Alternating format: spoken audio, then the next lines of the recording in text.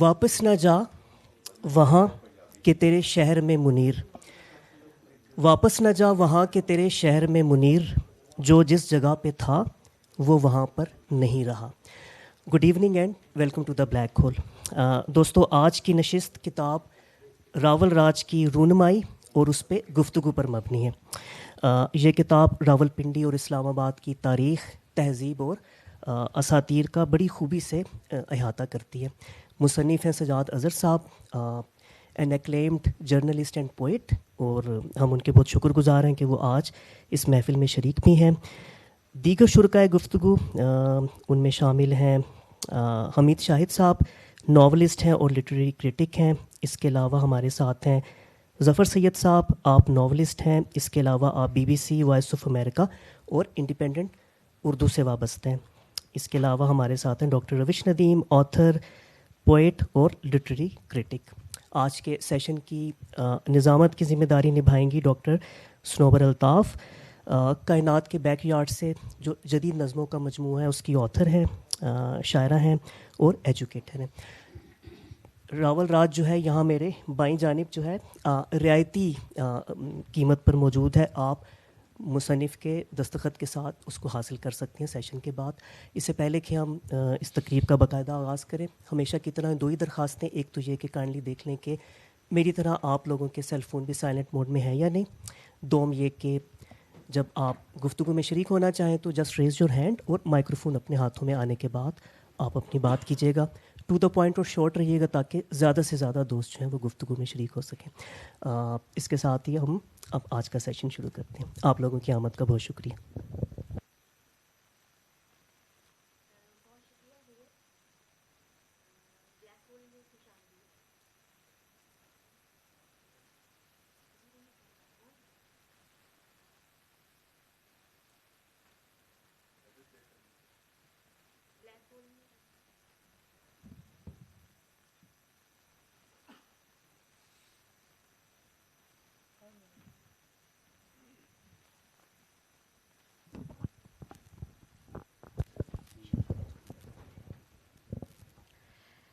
Black hole میں خوش آمدید۔ بہت شکریہ نیئر، آپ نے تعارف کروا دیا۔ ہم سب اپنی جو ذہنی ارتقاء ہے اس میں کہیں نہ کہیں یہ ضرور سوچتے ہیں کبھی نہ کبھی کہ ہم جس خطے میں زندہ ہیں یا جس خطے میں زندگی گزار رہے ہیں اس کی تاریخ کیا ہوگی یا وہ ماضی میں کیسا ہوگا۔ ہم یہاں پر اس وقت اسلام آباد میں موجود ہیں اور بہت سے لوگ شاید اسلام آباد سے یا راول پنڈی بیسڈ ہی ہوں، تو ہمارے ذہن میں یہ سوال ضرور آتا ہے کہ ہم سے پہلے یہ خطہ جو ہے وہ کیسا تھا اور کیا تھا۔ جو آج کی ہماری کتاب ہے وہ اسی خطے کے حوالے سے اور اس خطے کی تاریخ کو اجاگر کرتی ہے۔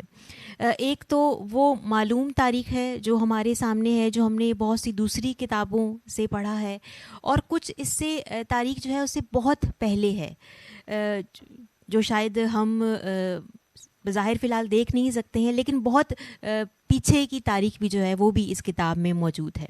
عموماً ہوتا یہ ہے کہ شہروں کی تاریخ کو یا خطوں کی تاریخ کو کسی نہ کسی میوزیم میں قید کر دیا جاتا ہے جس سے لوگ دیکھتے ہیں اور جان پاتے ہیں، لیکن راول پنڈی اسلام آباد میں ایسی کوئی جگہ تو موجود نہیں ہے، تو یہ کتابیں جو ہیں وہ ہمیں کوئی نہ کوئی راستہ جو ہے فراہم کرتی ہیں۔ اس کتاب کے حوالے سے میں مزید یہ کہنا چاہوں گی کہ کتابیں لکھی جا رہی ہیں، کتابیں ہر ماہ چھپ رہی ہیں، چھپتی رہیں گی، لیکن بہت کم کتابیں ایسی ہیں جو کہ مستقبل کی کوئی پیشن گوئی کر سکیں یا مستقبل کا ایک بڑا حوالہ بن سکیں۔ تو راول راج جو ہے وہ ہماری اس خطے کی تاریخ کا، یہ اس خطے کے حوالے سے ایک بڑا حوالہ ہے، اور اس خطے کی تاریخ کے حوالے سے ایک بڑا حوالہ ہے۔ بے شک سجاد اظہر صاحب جو ہمارے ساتھ موجود ہیں، اس کتاب کے مصنف ہیں، وہ اس حوالے سے مبارکباد کے مستحق ہیں کہ انہوں نے اس خطے کی تاریخ کو بڑی عمدگی سے، بڑی گہرائی سے اور ہر طرح سے کور کرنے کی کوشش کی ہے۔ ویسے تو نیئر صاحب نے ان کا تعارف کروا دیا ہے، سجاد اظہر صاحب کا، لیکن میں تھوڑا سا ڈیٹیل میں بتانا چاہتی ہوں تاکہ وہ لوگ جو اگر نہیں جانتے، ویسے تو سبھی جانتے ہیں سجاد اظہر صاحب کو، کون نہیں جانتا، لیکن ان کا میں تعارف کروانا چاہوں گی کہ سجاد اظہر صحافی، محقق اور شاعر ہیں۔ گزشتہ 30 سال سے صحافت میں ہیں،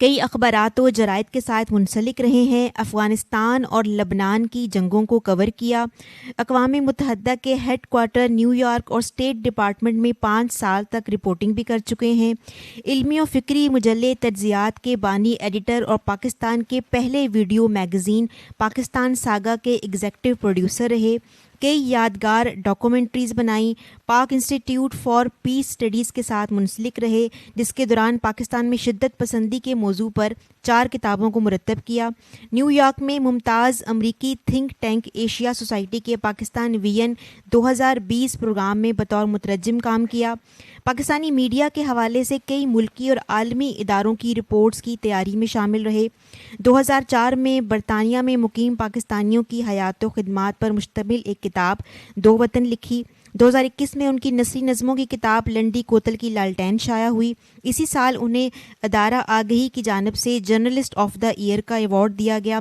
آج کل معروف برطانوی اخبار انڈیپینڈنٹ کی اردو ویب سائٹ کے ساتھ منسلک ہیں۔ تو سجاد اظہر ہمارے ساتھ موجود ہیں، ان کی تصنیف بھی ہمارے ساتھ موجود ہے۔ آج کا جو پروگرام ہے اس کا پیٹرن کچھ یوں ہے کہ ایک ایک سوال جو ہمارے پینلسٹ ہیں میں ان سے پوچھوں گی، اس کے بعد یہ خود اگر سجاد اظہر صاحب سے کوئی سوال پوچھنا چاہتے ہیں ان کی کتاب کے حوالے سے یا کچھ کمنٹ کرنا چاہتے ہیں تو وہ کر سکتے ہیں، اور اس کے بعد جو ہے وہ مائک اوپن ہوگا اور تمام جو حاضرین ہیں وہ سجاد اظہر صاحب سے یا ہمارے پینلسٹ صاحب سے جو ہے نا وہ سوال پوچھ سکتے ہیں۔ ہمارا جو پینل ہے وہ بہت ہی رنگا رنگ ہے، ہر طرح میں سمجھتی ہوں کہ تمام ہی فیلڈز جو ہیں جو کہ سجاد اظہر صاحب کی ہیں وہ کور ہوئی ہیں۔ میری رائٹ سائڈ پہ حمید شاہد صاحب ہیں، حمید شاہد جو ہیں وہ ظاہر ہے ان کا جو سب سے جو نمایاں تعارف جو ہے وہ فکشن نگار کی حیثیت سے ہے، تو ہمیشہ میں سمجھتی ہوں کہ جو فکشن نگار ہوتا ہے اس کا تعلق جو ہے وہ تاریخ سے بڑا گہرا ہوتا ہے۔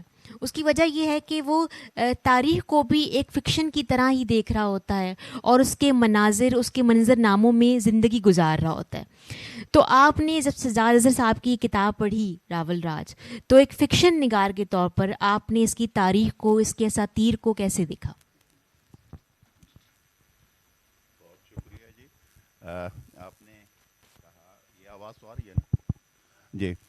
تو آپ نے کہا کہ فکشن نگار اور تاریخ کا ان کو الگ الگ شاید کرنے کی کوشش کی ہے۔ مجھے تو لگتا ہے جو کچھ تاریخ لکھی گئی ہے یا لکھی جا رہی ہے وہ فکشن کے علاوہ کچھ اور نہیں ہے۔ بس بات یہ ہے کہ ہم اسے سچ کے نام پہ قبول کر رہے ہوتے ہیں بظاہر، لیکن وہ ہوتا ہمارا اپنا کسی نہ کسی مفاد کے تحت سچ ہوتا ہے۔ مجھے یاد آتا ہے ایک افسانہ لکھا تھا پامک نے، 1 صفحے کی تحریر، اور اس میں اس نے بڑا مزے کی ایک بات کہی تھی اسی تاریخ کے حوالے سے۔ ایک آتا ہے حملہ آور، اور پہلے حملہ آور کو اسے فتح کر لیتا ہے، تو ظاہر ہے اس وقت جو پہلے زمانہ تھا اس میں سارے جو حکمران ہوتے تھے یا بادشاہ ہوتے تھے وہ عطائی مصور بھی ہوتے تھے، تو انہوں نے لائبریری وغیرہ بھی بنائی ہوتی تھی، تو وہ لائبریری کے اندر داخل ہوتا ہے سب سے پہلے اسے، تاکہ وہ بدل دے اس تاریخ کو۔ تو وہاں ایک نریمن نام کی ایک خاتون کی تصویر جو ہے اس کتاب کے اندر ہوتی ہے، وہ محبوبہ ہوتی ہے اس بادشاہ کی جو وہاں پہ موجود ہوتا ہے۔ تو کہتا ہے یار اس خاتون کی جو تصویر ہے میں اسے دیکھنا چاہتا ہوں۔ تو اس نے خاتون کو دیکھا تو اس کے دل دے بیٹھا، تو اس نے کہا کہ تم جو ہے مجھ سے اپنے دل سے محبت کرو۔ اس نے کہا میں تم سے دل سے محبت کر سکتی ہوں لیکن اس کتاب، تو رات کو اس نے وعدہ تو کر لیا لیکن رات کو اس کا دل نہیں مانا۔ پھر وہ آیا اور رات کو اس تصویر کو بدل دیا اپنے خود ہی، جیسے ہوتا ہے مصور ہے نا، تو میں نے کہا نا وہ عطائی ہوتے تھے، تو اس نے تصویر کو بدل دیا، اس کی جگہ جس جگہ پہ وہ والا تھا پہلے والا حکمران، اس جگہ اپنی چہرے بنا دیا اس نے، تاکہ خاتون کے ساتھ اس کا چہرہ جہاں جہاں ان کے حکمرانی کے قصے تھے وہاں اپنا نام اس کا ہو جانا تھا۔ ظاہر ہے نہیں، تاریخ تو ایسی لکھی جاتی ہے نا کہ پرانے کے قصے جو ہیں وہ نئے کے نام پہ آ جائیں۔ اور ہوا یہ کہ اگلی دفعہ اگلے ہی یعنی چاند ہی روز بعد ایک اور حکمران آیا اور اس نے جا کے انہیں فتح کر لیا۔ تو ہوتا یہی ہے تاریخ میں کہ جو لکھواتے ہیں تاریخ وہ کچھ دیر کے لیے رہتی ہے سچ، اس کے بعد اس کے جھوٹ آپ کے سامنے آنا شروع ہو جاتا ہے۔ یہ ہم نے سب کچھ دیکھا ہے، یہ ہم نے ابھی جو ہمارے سامنے یہ جتنی بڑی لڑائی لڑی گئی اس وقت وار اگینسٹ ٹیرر، وہ کیسے وہ تبدیل ہوئی اور پتہ یہ چلا کہ یہ تو سارا ایک کچھ اور دھندا تھا. تو یہ سارا کچھ جو ہوتا ہے تاریخ کا یہ بھی بنیادی طور پہ فکشن ہی ہے. فکشن نگار یہ ہے کہ ذرا دور تک دیکھتا ہے اور اس سچ کو پا لیتا ہے. یہ فکشن نگار میں نے سجاد اظہر کے ہاں بھی دیکھا ہے. اس لیے کہ آپ یہ دیکھیے پوری کتاب اٹھا کے صرف اس نے ان پہ انحصار نہیں کیا جو خبر کے قریب قریب چیزیں تھیں، بلکہ اس نے اپنی کتاب کے اوپر لکھ بھی دیا ہے تاریخ، تہذیب اور اساطیر. تو جب تک اساطیر کو آپ ساتھ شامل نہیں کریں گے، تہذیب کو آپ شامل نہیں کریں گے، آپ یہ نہیں بتائیں گے کہ قصائی گلی میں کیا ہوتا تھا، آپ یہ نہیں بتائیں گے کہ مسجد کے سامنے جب وہ سور پھینکنے والا واقعہ ہوا تھا اور اس کے بعد کیا تاریخ ہوئی تھی، آپ یہ نہیں بتائیں گے کہ سب سے پہلے لڑائی کس نے شروع کی تھی یہاں پہ تقسیم کے وقت، اور پھر اس کے بعد جا کے یہ فسادات آگے بڑھتے گئے، تو تب تک آپ سچ تک نہیں پہنچ سکیں گے. یہی وہ چیزیں ہیں جو میں یہ سمجھتا ہوں کہ اس کتاب کے اندر سب سے زیادہ انہوں نے پیش کی ہیں. ایک اور بات جو دلچسپ مجھے لگی اس کتاب کے حوالے سے، وہ ہم کسی اور طرف بہک گئے، وہ ان کے چونکہ فکشن کے حوالے سے بات کرتے کرتے ہم اور طرف نکل گئے.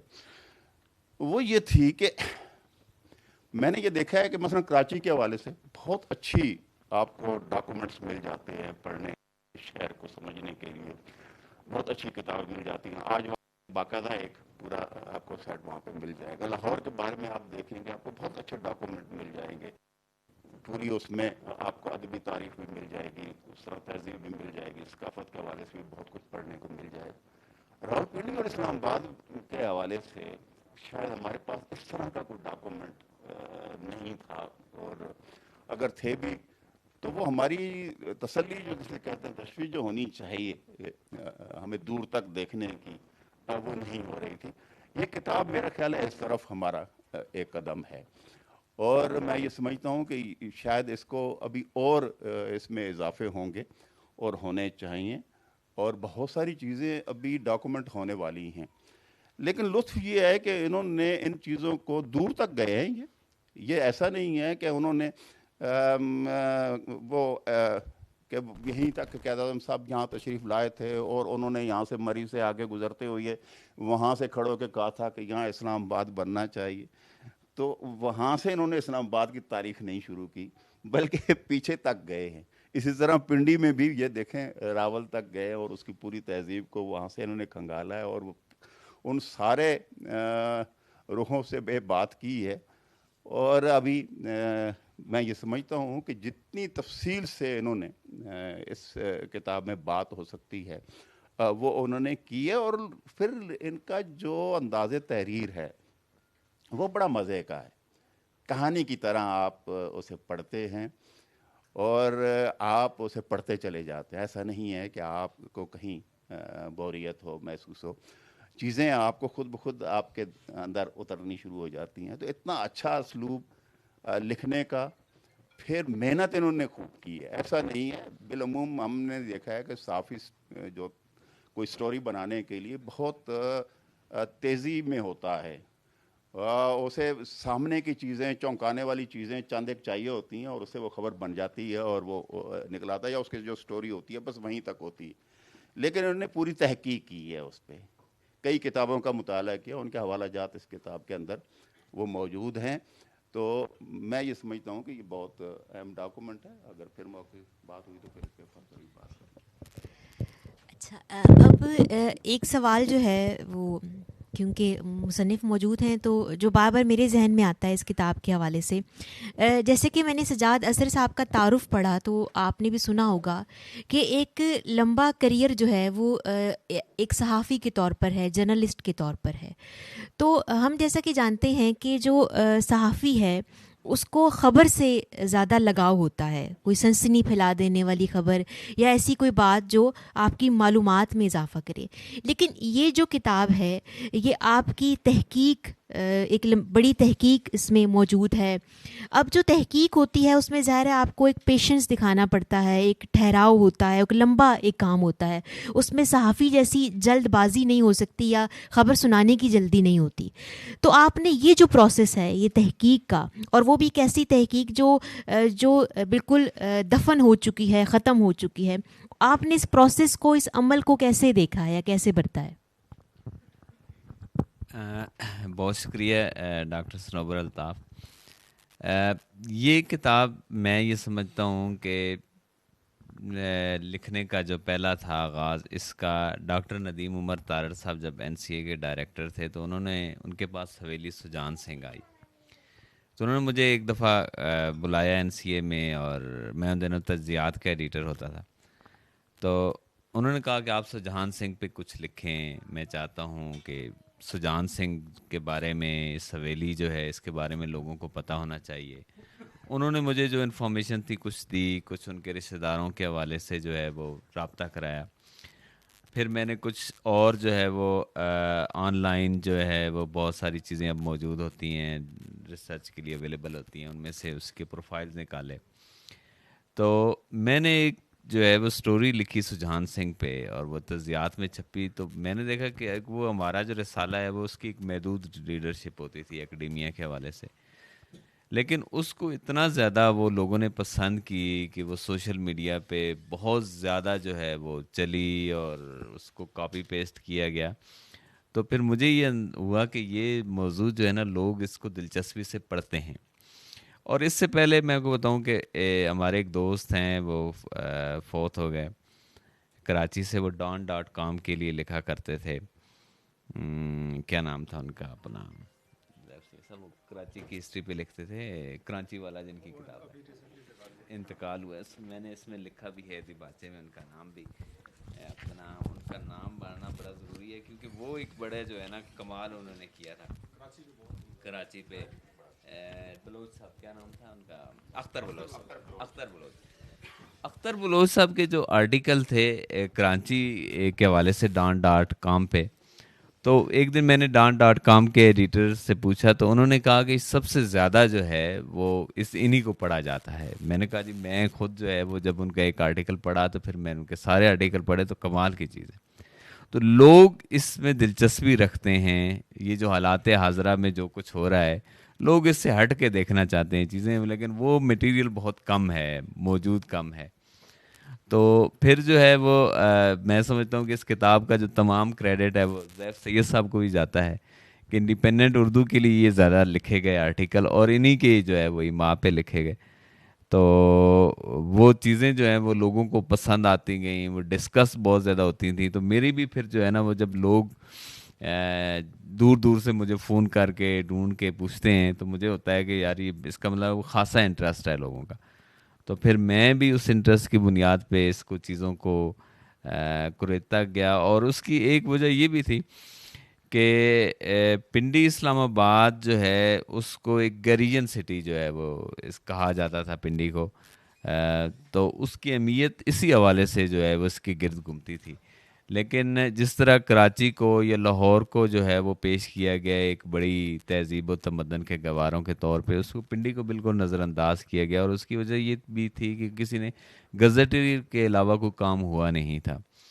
تو میں نے پھر جو ہے وہ ہم تو ایک تو یہ بھی ہے کہ ہم اپنی تاریخ جو ہے وہ جو ہماری نصابی کتابیں ہیں ان میں محمد بن قاسم سے شروع کرتے ہیں, اور پہلے کی تاریخ تو ہم بتانا بھی نہیں چاہتے. تو میں جب جو ہے وہ اس پہ پھر ایک سواں پہ میں نے ڈاکومنٹری بہت پہلے پاکستان ساگا کے لیے بنائی تھی سواں ریور پہ, اور اس وقت جو ہے وہ میں بڑا حیران ہوا کہ جو انڈین ویب سائٹیں ہیں وہ تمام جو ہیں وہ اپنا جو جڑ ہیں وہ سوانین کلچر سے شروع کرتے ہیں. یعنی یہ اولڈسٹ ترین ہے دنیا میں جو ہے وہ, اور اس پہ پھر سواں پہ بھی بہت لکھا گیا, اس میں موجود ہیں 2 آرٹیکل. تو یہ جو ہے کہ یہ وہ جگہ ہے جو شہر ہے جہاں پہ انسان کے ابتدائی قدم ہے, ابتدائی انسان یعنی اولڈسٹ ترین جو لاکھوں سال پہلے کا انسان تھا. اور اس کی جو ہے وہ میں نے یہ اس کے آرکیالوجی کے حوالے سے بھی میں نے اس کے ایویڈنس پیش کیے کہ یہ جو پوٹوہار ہے وہ کہتے ہیں کہ پوری دنیا میں جو چٹانیں ہیں ان کے اندر پانی کی لیئر سے پتہ چلتا ہے کہ یہ کتنی قدیم ہے. تو پٹھوار میں جو چٹانیں ہیں ان میں پانی کی 13 لیئرز ہیں اور پوری دنیا میں 9 ہیں. تو کہتے ہیں کہ پہلا خطہ جو جب پانی سے باہر آیا تھا تو وہ یہ علاقہ تھا, اور اس میں پھر سوان ریور اور اس کی جو تہذیبوں کا ظاہر ہے پہلے کلچر کا دور ہے وہ بہت ابتدائی سطح کا تھا. یہ ساری جو ہے وہ چیزیں پھر میں نے دیکھا. جی ظفر سید صاحب, آپ انڈیپینڈنٹ اردو کے مدیر ہیں, اور اس کتاب میں جو بیشتر جو مضامین ہیں وہ انڈیپینڈنٹ اردو میں چھپتے رہے ہیں, اور آپ نے اس کتاب میں کے ابتدا میں بھی اپنی جو رائے ہے اس کتاب پر اور سجاد اظہر کے کام پر اپنی رائے کا اظہار کیا ہے. تو اس میں جو آپ نے اظہار کیا اس میں یہ احساس ہوتا ہے کہ آپ ان کی جو ارکریزی ہے ان آرٹیکلس کے حوالے سے اور ان کے جو عنوانات ہیں اور یہ سارا کچھ جو ان کی محنت ہے آپ اسے بہت زیادہ متاثر ہوئے, لیکن آپ نے ان کو مستقل پنڈی اسلام آباد کی تاریخ میں کے حوالے سے ان کو چھاپتے رہے اور ان کے کام کو سراہتے رہے. تو اس کے پیچھے ویژن کیا تھا؟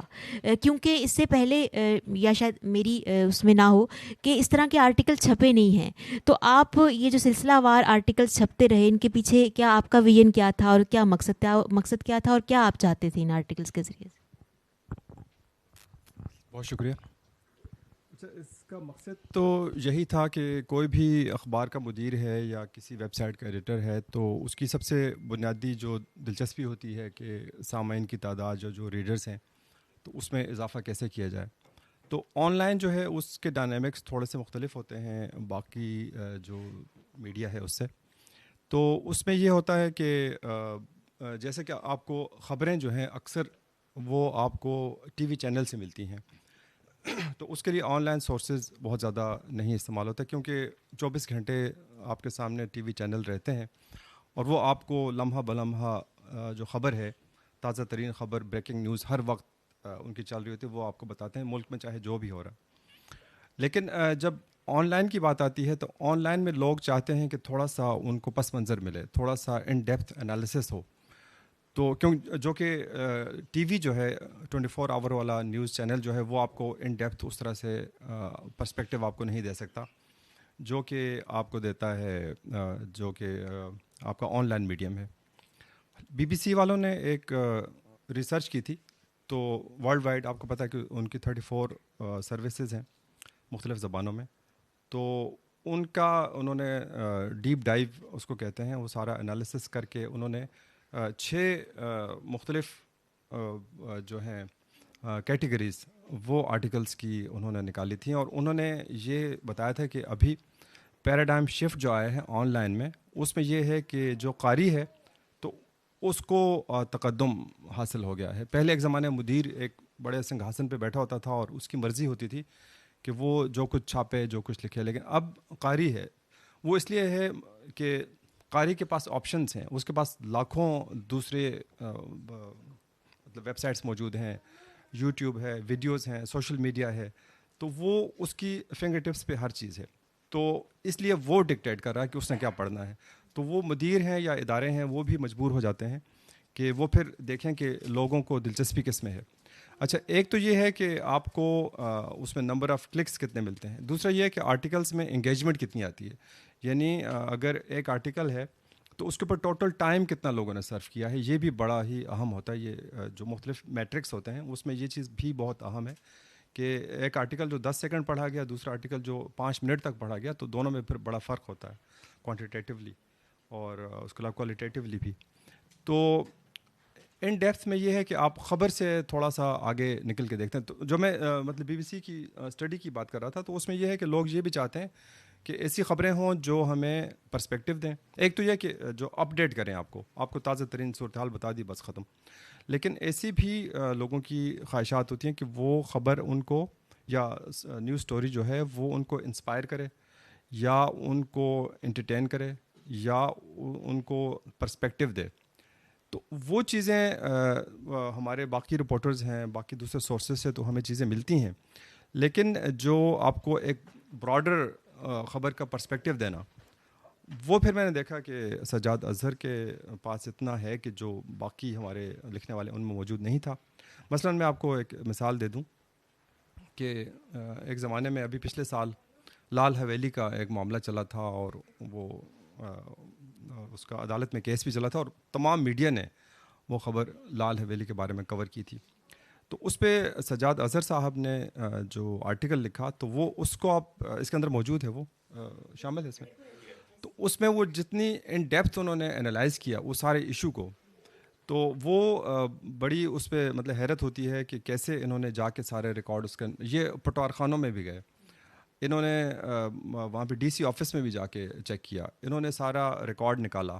نہ صرف یہ بلکہ لال حویلی کے جو اوریجنل مالک تھے وہ ان ظاہر ہے کہ وہ مائیگریٹ کر کے انڈیا چلے گئے تھے, تو ان کی فیملی سے بھی جو ان کے پوتے نواسے ہوں گے ان سے بھی رابطہ کر کے ان کا بھی انٹرویو کیا, اور وہ سارا ایک پورا پرسپیکٹیو وہ سارا شامل. تو وہ خبر سے کہیں زیادہ وہ پیچھے گہرائی میں چلے گئے. تو یہ چیز جو ہے نا یہ لوگوں کو بڑی فیسینیٹ کرتی ہے. جو چیز سامنے خبر ہے وہ تو 10 منٹ میں گزر جاتی ہے, لیکن یہ چیز جو اب جیسے آپ پہلے بات کر رہی تھیں صحافت کی اور فکشن کی, تو فکشن اور صحافت میں یہ فرق ہے کہ صحافت لمحاتی چیز ہے کہ وہ ایک دن کے بعد 2 دن کے بعد وہ ایک ٹرینڈ چلتا ہے اور پھر وہ خبر وہ اپنی موت مر جاتی ہے, جبکہ فکشن جو ہے نا وہ زندہ رہتا ہے. اب اس کی اہمیت 10 سال بھی رہتی ہے, 10 سال بعد بھی, 20 سال بعد بھی اور 100 سال بعد بھی. تو جو خبر 100 سال تک زندہ رہے وہ فکشن ہے, وہ پھر صحافت کے زمرے سے نکل کے وہ پھر ادب کا حصہ بن جاتی ہے. تو ان کی بہت ساری چیزیں ایسی ہیں جو مضامین اس میں شامل ہیں, جو سٹوریز ہیں. تو ایک خاص طور پہ سٹوری کا میں ایک اور سٹوری کا ذکر کرنا چاہوں گا, وہ اسامہ بن لادن کے کویتی کوریئر, وہ 2 بھائی تھے.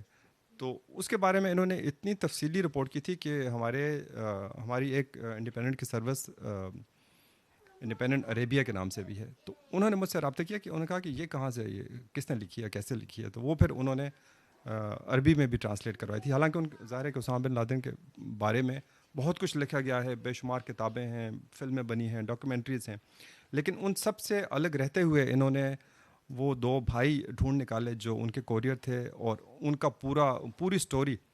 اور اس میں بھی اچھا اس میں جو مطلب حمید شاہ صاحب بھی بات کر رہے تھے کہ جو دلچسپی کا عنصر ہے اور کردار بنانا, یعنی جو فکشن نگار کا بنیادی کام جو ہے نا وہ کردار, مطلب پلاٹ سے بھی زیادہ, کسی بھی چیز سے زیادہ وہ اچھا کردار اور زندہ رہنے والا کردار بنا لیتا ہے. تو بس اس کی کامیابی یہی ہے کہ وہ کردار بنا لے.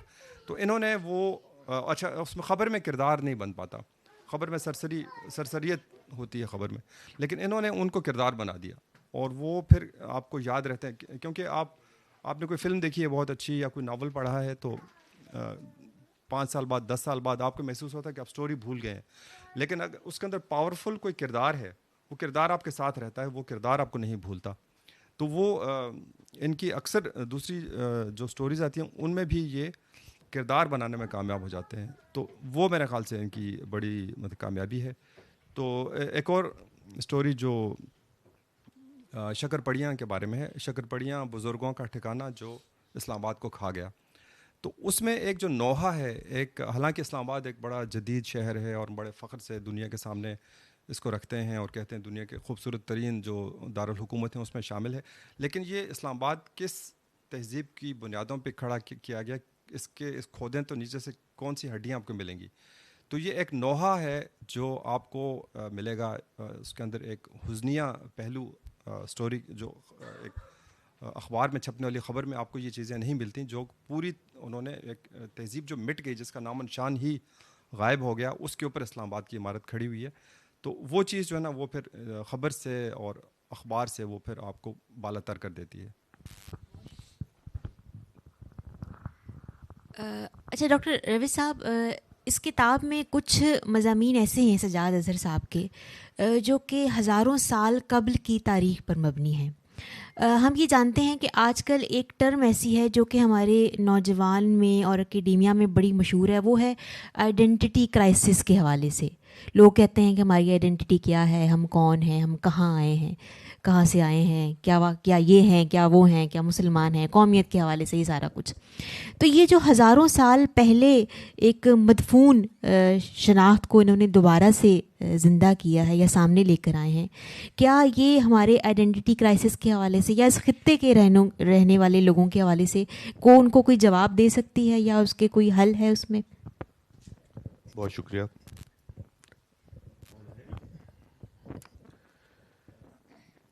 دیکھیے تاریخ کا اور آئیڈینٹی کا بہت گہرا رشتہ ہے، اور تاریخ ایک کنٹرولنگ ٹول بھی ہے، اور اس کا ثبوت ہم ہیں کہ ہم ایک کنٹرولڈ ہیں تاریخ کے ٹول کے ذریعے سے. مثلا جب یہ ساؤتھ ایشیا جو ہے یہ کولونائز ہوا ہے تو اس کی تاریخ کولونائزر نے لکھی اور ہم اس پر ایمان لے آئے. محض انگریز کی آمد سے پہلے کی تاریخ جس انداز میں سمجھی جاتی تھی اور جو آج جس پر ہم یقین رکھتے ہیں اس میں بڑا فرق ہے. تو گویا تاریخ ہسٹری میکنگ جو ہے وہ بذات خود قوموں کے بیہیویئر، ان کی نفسیات کو کنٹرول کرنے کا ایک ذریعہ ہے. مثلا آپ دیکھیے کہ جس خطے پر ہندوستان ہے وہاں نیشنلزم کی موومنٹ چلی کانگریس کے ذریعے سے، جس سے انگریز ڈرتا رہا، اور جس پہ ہم بیٹھے ہیں پاکستان، وہاں پر مسلم نیشنلزم کی تحریک چلی، نیشنلزم کی تحریک نہیں چلی. اب ہوا یہ کہ مسلم نیشنلزم جو ہے وہ خود ایک تاریخ کا آؤٹ کم ہے، یعنی تاریخ کا ایک زاویہ ہمیں بتاتا ہے کہ مسلم نیشنلزم بھی ہوتا ہے، اور ہم اس پر بھی ایمان لائے، چاہے وہ اقبال ہیں، اور چاہے وہ شبلی نعمانی ہے، چاہے وہ ایم اسلم ہے، چاہے وہ نسیم حجازی ہے. تو ایک چیز بنی. لیکن اس گڈی کاغذ کے نیچے آہستہ آہستہ جو پل رہا تھا وہ بنگلہ دیش کی صورت میں بھی سامنے آیا، وہ سرائکستان کی صورت میں بھی سامنے آیا، وہ گریٹر پنجاب کے تصور پہ بھی سامنے آیا، وہ بلوچستان کے کرائسس پہ بھی سامنے آیا، اور آج جو ہمیں پختونخوا میں جو یا گلگت بلتستان میں نظر ہے وہ بھی. تو گویا تاریخ اور آئیڈینٹی کے معاملات جو ہے اسی طریقے سے بڑے آپس میں گتھم گتھا ہوتے ہیں. اب جو تہذیب ہے اس میں ثقافت اور اس میں زبان اور تاریخ، یہ سارے معاملات بڑے اہم ہوتے ہیں، اور یہ تاریخ ہی ہے جس نے جدید دور میں تہذیب اور آئیڈینٹی کے سوال کو اٹھایا ہے.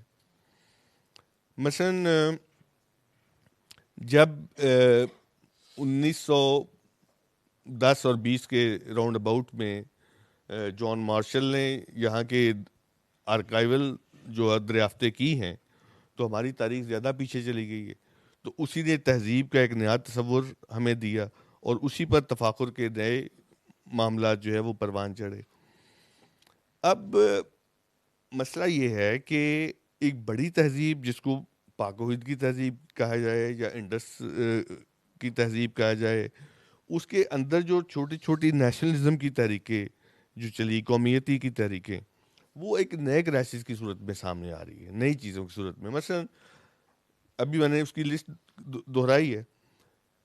اب آپ دیکھیے کہ یہ خطہ جس میں اس وقت ہم یہاں بیٹھے ہوئے ہیں، جو کہ یوں کہہ لیں کہ جیلم سے لے کر اور کراچی تک کا جو میدان ہے اس کے سرے پر یہ خطہ ہے، اور اس کا جو سر ہے وہ ماؤنٹ ایوریسٹ ہے، اور یہ اس کی انگلیاں ہیں پوٹوہار. اور پوٹوہار جو ہے نارتھ اور یہ جو جس میدان کا میں نے ذکر کیا اس کا درمیانی علاقہ ہے، سینڈوچ ہے، درمیانی علاقہ ہے. لیکن اس خطے کی اپنی ایک شناخت ہے اور اس پر کم کام ہوا ہے، اور اس کی بہت ساری وجوہات ہیں. لیکن اس کے کچھ پلس پوائنٹ بھی ہیں کہ یہ اس شاہراہ ریشم کے بالکل پاس ہے، اس کے پاس سے کہ جو چین اور ہندوستان کو یورپ سے ملاتا ہے، وسط ایشیا سے ملاتا ہے. یہ اس جی ٹی روڈ پر بھی واقع ہے، اس ٹریڈ روٹ پر واقع ہے جو کلکتہ سے لے کر یورپ اور ساؤتھ ایشیا کو، سینٹرل ایشیا کو ملاتی ہے. تو یہ جو دونوں روٹ ہیں یہ تو افلاطون کے عہد میں بھی جاری و ساری تھے. لیکن یہ خطہ جو ہے یہ اپنے نیشنلزم کے سوال کی طرف اتنا لیٹ کیوں آیا ہے، کویسچن یہ ہے. اب اس کی اس کے جو آبسٹیکلز ہیں اگر ہم اس کو تلاش کریں ناردرن برٹش آرمی کے ناردرن کمانڈ کی صورت میں یا ان حملہ آوروں کی صورت میں جو رونتے ہوئے جا رہے ہیں، لیکن اس کے باوجود بھی یہ محض پہاڑوں کے اس طرف جب ہمیں ٹیکسلا جولیا اور سرکپ وغیرہ کی چیزیں نظر آتی ہیں، اور جس طرف سجاد اظہر نے رام چندر جو رامائن لکھنے والے ہیں ان کو پھروالا میں تلاش کر لیا، یا سملی ڈیم کی صورت میں سملی دیوی کو تلاش کر لیا، تو آپ دیکھیے کہ یہ جو دیو مالا ہے یہ کس طریقے سے ہسٹری کی کا پرانا ورژن جو ہے اس کے اشارے ہمارے سامنے کھول دیتے ہیں۔ میں جو ہوں پنجابی ہوں، میرے ابا و اجداد دونوں جلندھر سے آئے، میں ابھی دوسری تیسری کلاس میں تھا، یہاں میں سیٹل ہوا، پھر یہاں اسلام آباد بنا، اس نے ایک اور کرائسس بھی جنم دیا کہ وہ جو یہاں کے لوگ تھے اور باہر سے جو لوگ آئے اس کے یوں کہہ لیں کہ ان کی کشمکش سے، ان کے ایک ٹکراؤ سے کچھ نئے سوال بھی پیدا ہوئے، وہ اکنامکس کے کویشچن بھی تھے، وہ لنگوسٹک کے کویشچن بھی تھے، وہ کلچر کے کویشچن بھی تھے، جس نے مقامی لوگوں کے اندر ایک خاص طرح کی شارپنیس پیدا کی، ہسٹری کو سمجھنے کے حوالے سے، اپنے سویلائزیشنل رویے کو سمجھنے کے حوالے سے، اور اپنی لنگوسٹک اور کلچر کو ری وزٹ کرنے کے حوالے سے۔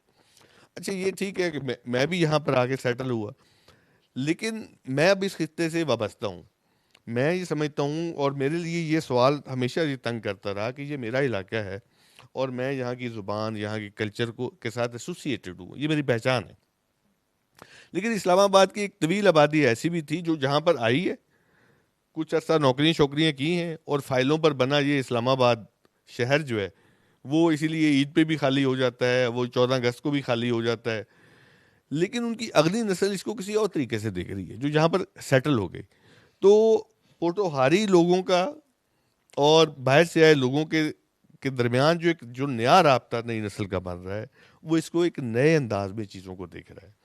تو یہاں کا جو نیشنلزم کا کویشچن ہے، یہاں کا جو تاریخ کا، سویلائزیشن کا، وہ سویلائزیشن جو سوانی ہے، جس کو احمد حسن دانی وغیرہ نے جب ڈسکور کیا تو اس کو دنیا کی پہلی تہذیبی دریافتوں میں شمار کیا۔ تو اب تفاخر کا اتنا بڑا جو لمحہ ہے، اس کے اوپر ہمارا جو پوٹوہاری ہے اس کو اب سمجھنے کی کوشش کر رہا ہے، اس کو جاننے کی کوشش کر رہا ہے۔ تو یہ ایک یعنی یوں کہہ لیں کہ ایک اہم ترین چیز ہے، اور یہ جو کتاب ہے راول راج، اس تفہیم کو، اس تاریخی شعور کو، اس سماجی اور ثقافتی جو آگہی ہے اس کی طرف یہ بڑا اشارہ بھی ہے کہ اب کیونکہ یہ خود اس علاقے سے تعلق رکھتے ہیں، پوٹھوہار کی سرز میں خود ہمیشہ صاحب بیٹھے ہوئے ہیں، یہاں کئی لوگ ہوں گے، تو میں بھی اپنے آپ کو یہاں سے جوڑتا ہوں۔ تو اس حوالے سے اب تک جو سوچا گیا ان کی نسل نے، یا اس سے پہلے عزیز ملک راول دیس والے ان کی صورت میں، یا منشیات کی صورت میں جو انہوں نے لکھے، یا رشید امجد کی صورت میں جو انہوں نے افسانوں میں، جہاں کبھی بنی آ جاتا ہے، کبھی راجہ بازار آ جاتا ہے، کبھی فارا چوک آیا، تو یہ جو سارے ٹکڑے ہمیں مختلف جگہوں پہ نظر آتے ہیں، انہوں نے کمپائل کیا۔ اب بات اس سے آگے جائے گی، وہ بات آگے کیسے جاتی ہے، اس کا سارے کمپلیمنٹس جو ہیں وہ راول راج کو ملیں گے۔ وہ اس حوالے سے میں سمجھتا ہوں کہ اس سے زیادہ تر کو سیلیوٹ ہے۔ جی بہت شکریہ ڈاکٹر صاحب۔ اچھا اب ہمارا ایک دوسرا جو راؤنڈ ہے وہ شروع ہو رہا ہے، جس میں میں سمجھتی ہوں کہ کیونکہ مصنف خود موجود ہیں اور ان کی تصنیف بھی موجود ہیں، اور یقیناً ہمارے جو پینلسٹ ہیں وہ صرف اپنے خیالات کا اظہار نہیں کرنا چاہیں گے، بلکہ ممکن ہے کہ وہ کوئی سوال بھی کرنا چاہیں۔ تو اس سے پہلے کہ ہم آڈینس کے لیے کھولیں، تو اگر آپ کوئی سوال پوچھنا چاہتے ہیں سجاد صاحب سے، یا کوئی کمنٹ آپ کرنا چاہتے ہیں، یا کتاب پڑھنے کے دوران جو بھی آپ نے محسوس کیا اس حوالے سے وہ بات کرنا چاہتے ہیں، تو پلیز حمید شاہد صاحب آپ۔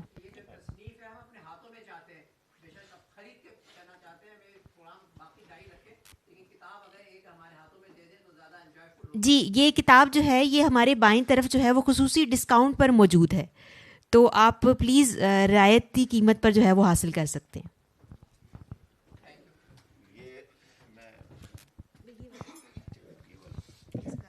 یہ جو سوال ہے وہ میرے ذہن میں ایک بات آ رہی تھی، میں پڑھ رہا تھا اسے، تو ایک مقام پہ انہوں نے لکھا کہ کوئی 40,000 سال پہلے زلزلہ آیا اور یہ جہلم جو ہے یہ بنا. یا ایک اور مقام پہ انہوں نے لکھا کہ رگ وید کا ریفرنس انہوں نے دیا اور کہا کہ 5 لاکھ سال پہلے جناب یہ پانی کا جو کو ہمالیہ میں تھا وہ ٹوٹا اور اس سے 5 یا 7 جو جھیلیں ہیں وہ جھیل ٹوٹی اور پھر اس کے بعد یہ دریا. اچھا میں چین گیا ہوا تھا اور وہاں سری لنکا سے ایک صاحب آئے ہوئے تھے, تو انہوں نے بھی مجھے یہی کہانی جب وہ بات کر رہے تھے ان چینیوں سے, تو انہیں بتا رہے تھے کہ آپ کے ہاں سے ایک شخص آیا تھا, شری پتنی کیا نام ان کا انہوں نے لیا تھا, اور اس کے ہاتھ میں تلوار تھی, اور وہ جب یہاں آیا تھا سری لنکا میں تو یہاں ایک پہاڑ تھا اور اس کے اندر بہت بڑی جھیل تھی, اور اس نے وہ تلوار جو ہے وہ ماری اس پہ اور وہ جھیل جو ہے ٹوٹی اور پھر اس کے بعد یہ ندی بہہ نکلی اور پھر یہ آبادیاں ہوئی. تو اس طرح کی جو مت ہے یہ ہر جگہ پہ موجود ہوتی ہے. تو آپ کو کیسا لگا ہے جب یہ آپ لکھ رہے تھے تو اس مت کو آپ نے اپنی تاریخ کے ساتھ جوڑتے ہوئے؟ اصل میں ہمیشہ صاحب آپ دیکھیں کہ جو قدیم ترین جو ہے وہ ہمیں جو چیزیں کہیں ڈاکومنٹس ملتی ہیں تو وہ متس ہی ہیں. مطلب ہے یہ مت کا سہارا لیتے ہوئے چاہے اس میں سے ہم اپنی کتنی جو ہے وہ کشید کر سکتے ہیں حقیقت, لیکن بہرحال اس مت کو کوٹ کرنا پڑتا ہے. اور آپ کو پتہ ہے کہ یہ جو رامائن ہے, مطلب ہے مہابھارت ہے, ان کے اندر یہ ساری متس اس علاقے کے اندر جو اس کی کریشن کے بارے میں ہیں وہ موجود ہیں. تو اس کریشن کے حوالے سے کہ اس جھیل جو تھی وہ کشمیر کے اوپر بڑے پہاڑوں میں تھی اور پھر جو ہے اس سے 7 دریا بہہ نکلے, ان میں سے ایک سواں بھی موجود تھا. اچھا اب یہ جو آپ نے کہا کہ 40,000 سال پہلے جو ہے وہ جہلم, تو یہ بھی میں نے اس ریفرنس دیا ہے کہ کہاں پہ جو ہے یہ آیا ہے کہ یہ دریائے جہلم جو ہے وہ کتنا پہلے موجود تھا. تو سواں جو ہے اگر سب سے پرانا ہے, اس کی جو سولائزیشن سے پہلے کلچر کا دور ہے اور جو ابتدائی حجری دور ہے اس سے اس کا ریفرنس ملتے ہیں.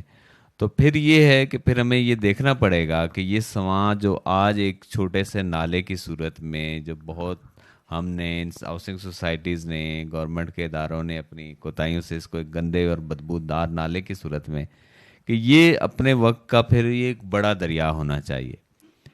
اور میں نے اپنے اس مضمون میں یہ ثابت کیا ہے کہ یہ ایک بہت بڑا دریا تھا, اور اس کا بعض جگہوں پہ جو ہے وہ میلوں پہ پھیلا ہوا پارٹ ہے. مثلاً آپ یہیں دیکھ لیں کہ کورال چوک سے روات تک تقریباً جو ہے وہ 10 کلومیٹر ہے کا ایریا ہے, تو یہ سارا اس کے نیچے جو ہے یہ سواں کا پارٹ موجود ہے.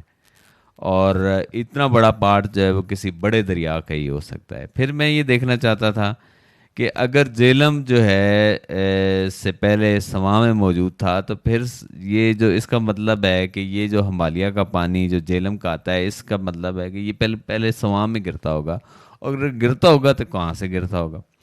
آج بھی آپ دیکھ لیں, ابھی سیٹلائٹ سے آپ کے پاس فون موجود ہیں, مطلب آپ اس کو گوگل سے دیکھیں تو یہ بالکل جو ہے, اور میں نے تو فزیکلی بھی جا کے دیکھا کہ یہ آج بھی یہ جو بالکل کاک پل سے پیچھے کوٹا تھوڑا ہی ہے, 12-14 کلومیٹر ہے, اس کے پیچھے ڈیم بن رہا ہے, ایک بہت بڑا ہائیڈرو پروجیکٹ بھی ہے اسی پہ جہلم پہ, تو یہاں سے بھی یہ بہت نزدیک ہے, بالکل ساتھ ہے. اور دوسرا یہ ہے کہ اسی سے جب آپ چلے جاتے ہیں دھان گلی, جہاں سے یہ بالکل جو ہے وہ مڑتا ہے منگلا کی جانب دریا ٹرن کرتا ہے, تو وہاں آج بھی جو ہے وہ 2 پہاڑوں کے درمیان اتنا بڑا شگاف موجود ہے کہ آگے اگر دریاؤں میں کہیں کچھ زلزلہ سے رکاوٹ پیدا ہو جائے تو وہ واپس اسی رستے سے بہنا شروع کر دے گا سواں. تو یہ ہے کہ یہ زلزلوں کی وجہ سے دریاؤں کے رستے تبدیل ہوتے رہے ہیں, اور یہ کہتے ہیں کہ ہر 6 لاکھ سال بعد جو ہے وہ یہاں بہت خوفناک زلزلے آتے ہیں, جس کی وجہ سے زمینیں جو ہے وہ تہ و بالا ہو جاتی ہیں. تو لیکن وہ متھ کا آپ نے جیسے کہا کہ وہ متھ تو رامائن جو ہے وہ یہی بتاتی ہے 7 دریا تھے, اور ان 7 دریاؤں میں جو ہے وہ سواں کا نام جو ہے وہ موجود ہے, اور اس کا بھی موجود ہے جو سرساوتی ہے. تو یہ اور کوئی؟ اچھا، ایک سوال چھوٹا سا میرا ہے، وہ یہ ہے کہ ظاہر ہے آپ نے بڑی تحقیق اور عرقریزی کے ساتھ جو ہے یہ سارے مضامین جو ہیں ان کو لکھا ہے، تو ظاہر ہے کہ آپ کو اس تحقیق کے دوران جو ہے وہ جگہ جگہ کی خاک آپ نے چھانی ہوگی، بہت سے دفاتر، بہت سے کاغذات، تو اس حوالے سے بتائیں کہ آپ کو کہاں کہاں سے آپ کو مدد ملی، اور کوئی ایسا کوئی دلچسپ واقعہ ہے یہ تحقیق کے دوران یا کسی خاص مضمون کی تحقیق کے دوران جو آپ کے ساتھ پیش آیا ہو؟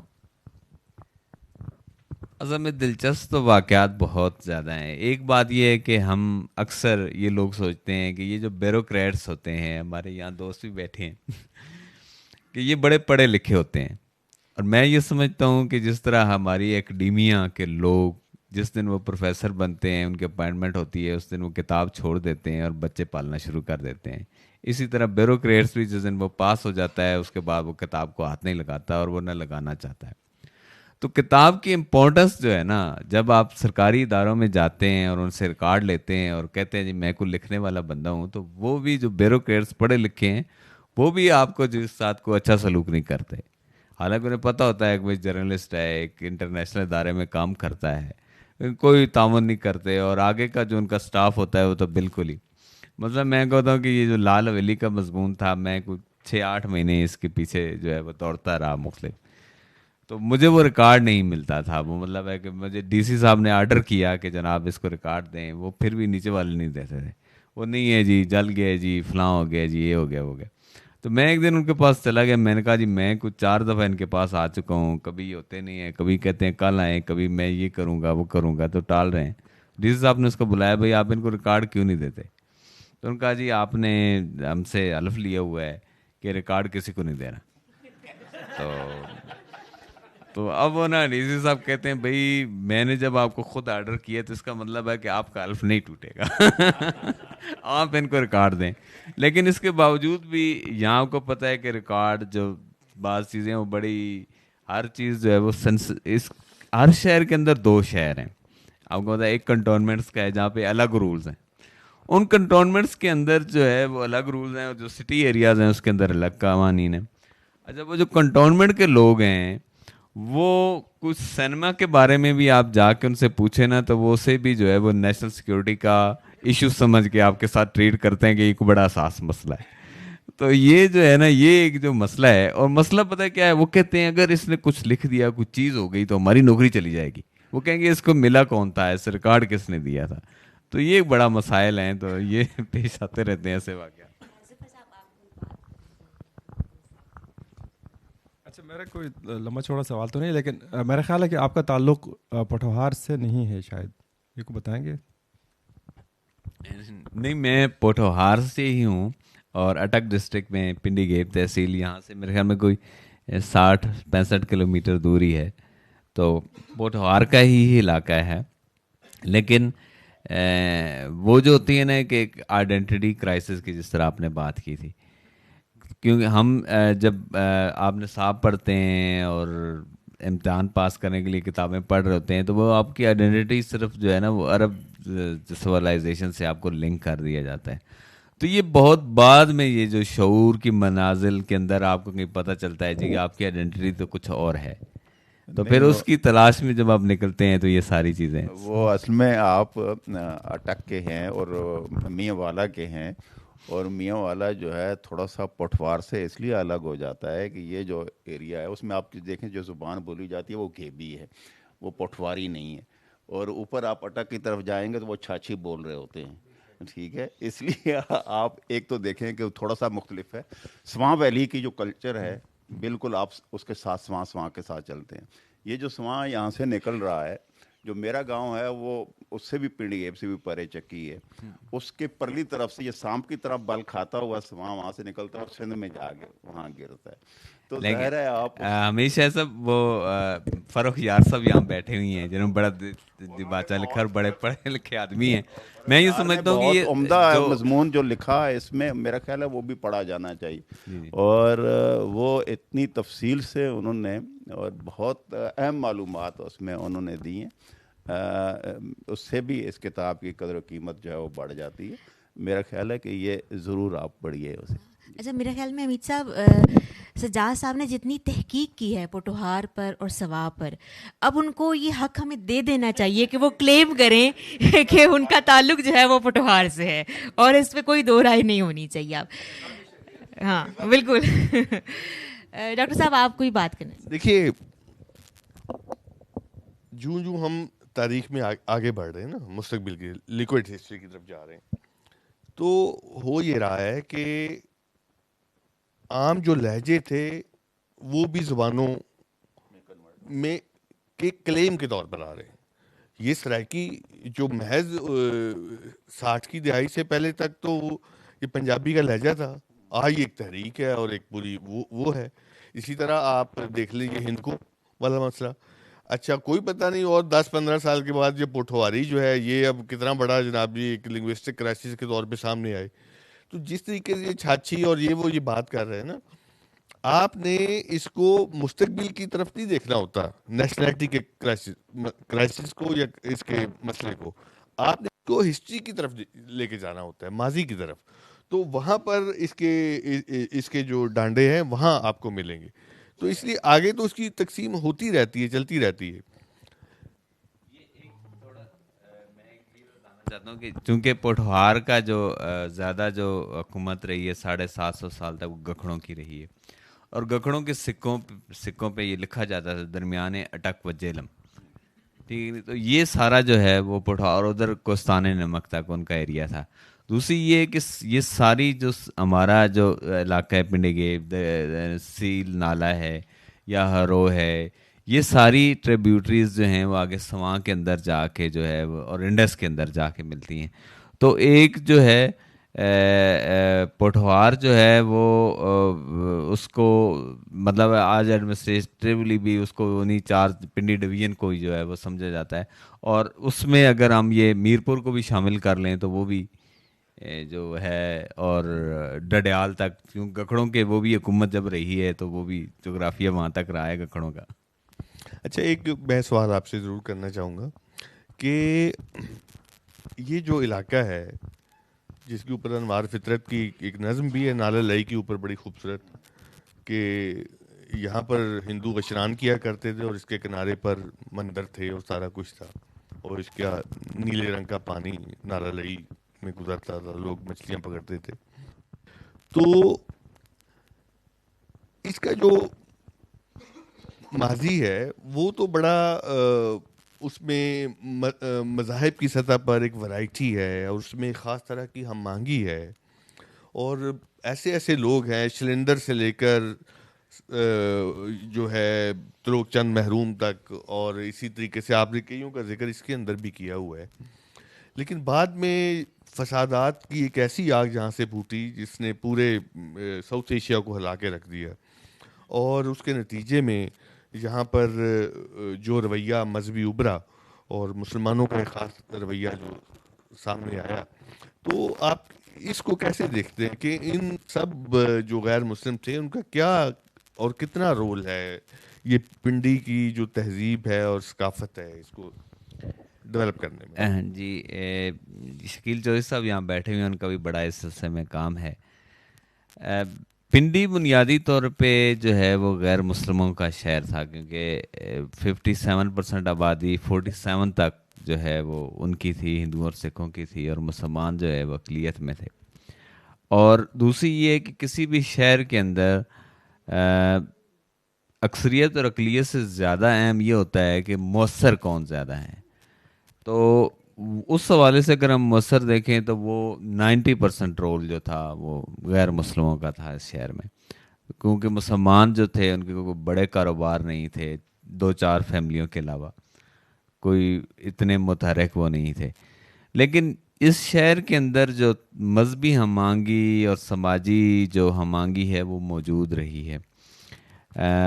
اس شہر کی بنیاد جو ہے وہ جو جدید شہر ہے، یعنی اس کو بڑا ہم یہ کہیں کہ یہ بڑا شہر بننا کب شروع ہوتا ہے، تو وہ اس میں ایک سردار ملکھا سنگھ تھے پوریا ہے جو 1766 میں جو ہے جس نے بنگی مثل سے یہ شہر جو ہے یہ لیا. وہ تھے پور کا رہنے والا تھا، لاہور کے قریب.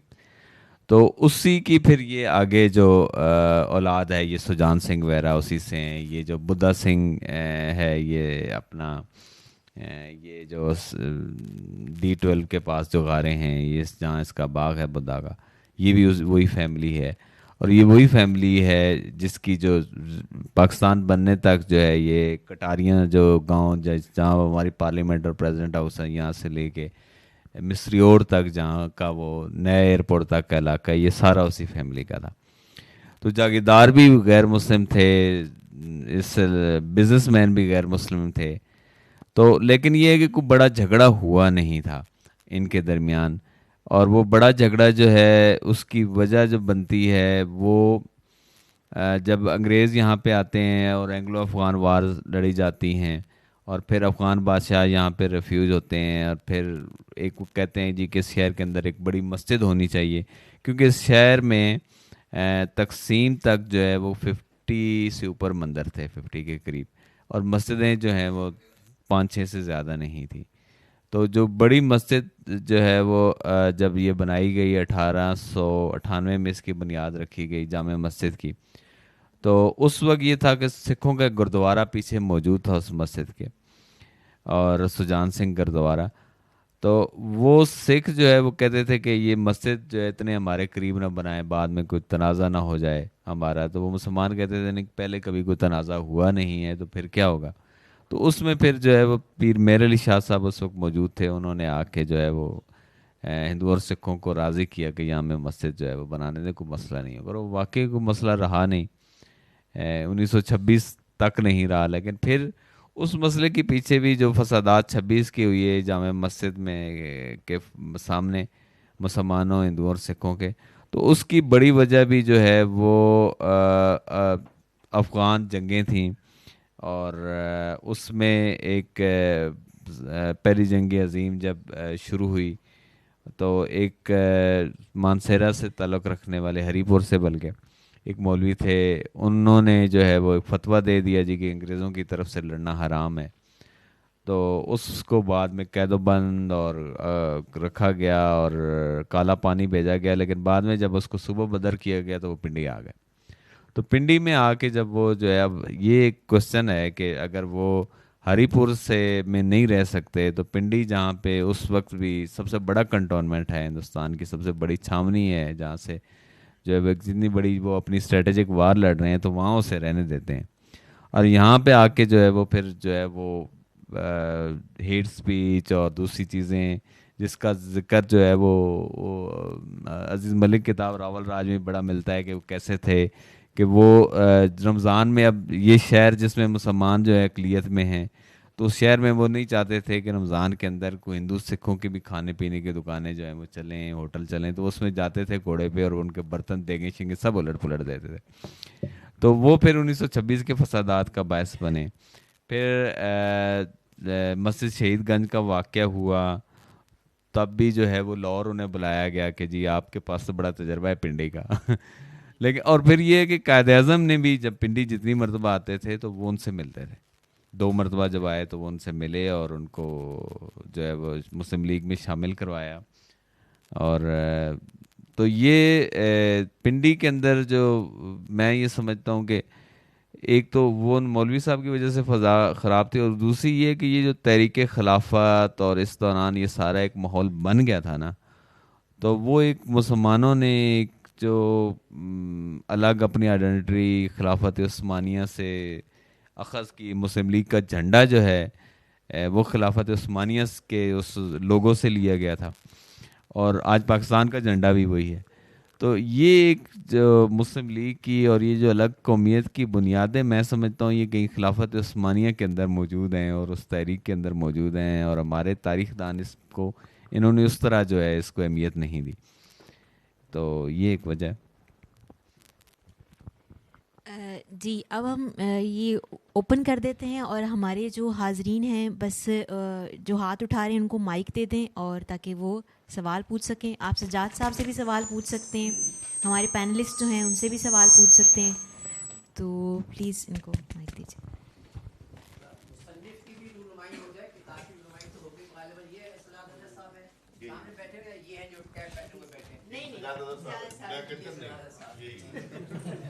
اسی میں بات کروں. ہاں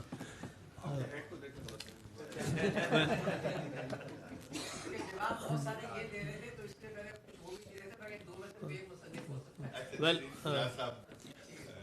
سجاد حضرت صاحب بہت آپ کی زبردست کتاب ہے. میں نے ابھی پڑھی نہیں ہے, ابھی خریدی ہے. میرا سوال بڑا مختصر سا ہے کہ یہ راول کون تھا یا کون ہے. میں تھوڑا سا اس میں میری اپنی کنفیوژن یہ ہے کہ راول بپا کی طرف اگر آپ کا اشارہ ہے تو وہ ایک واریر تھا, تو پھر ہمارے علاقے میں یہ رومانوی کردار کیسے بن گیا؟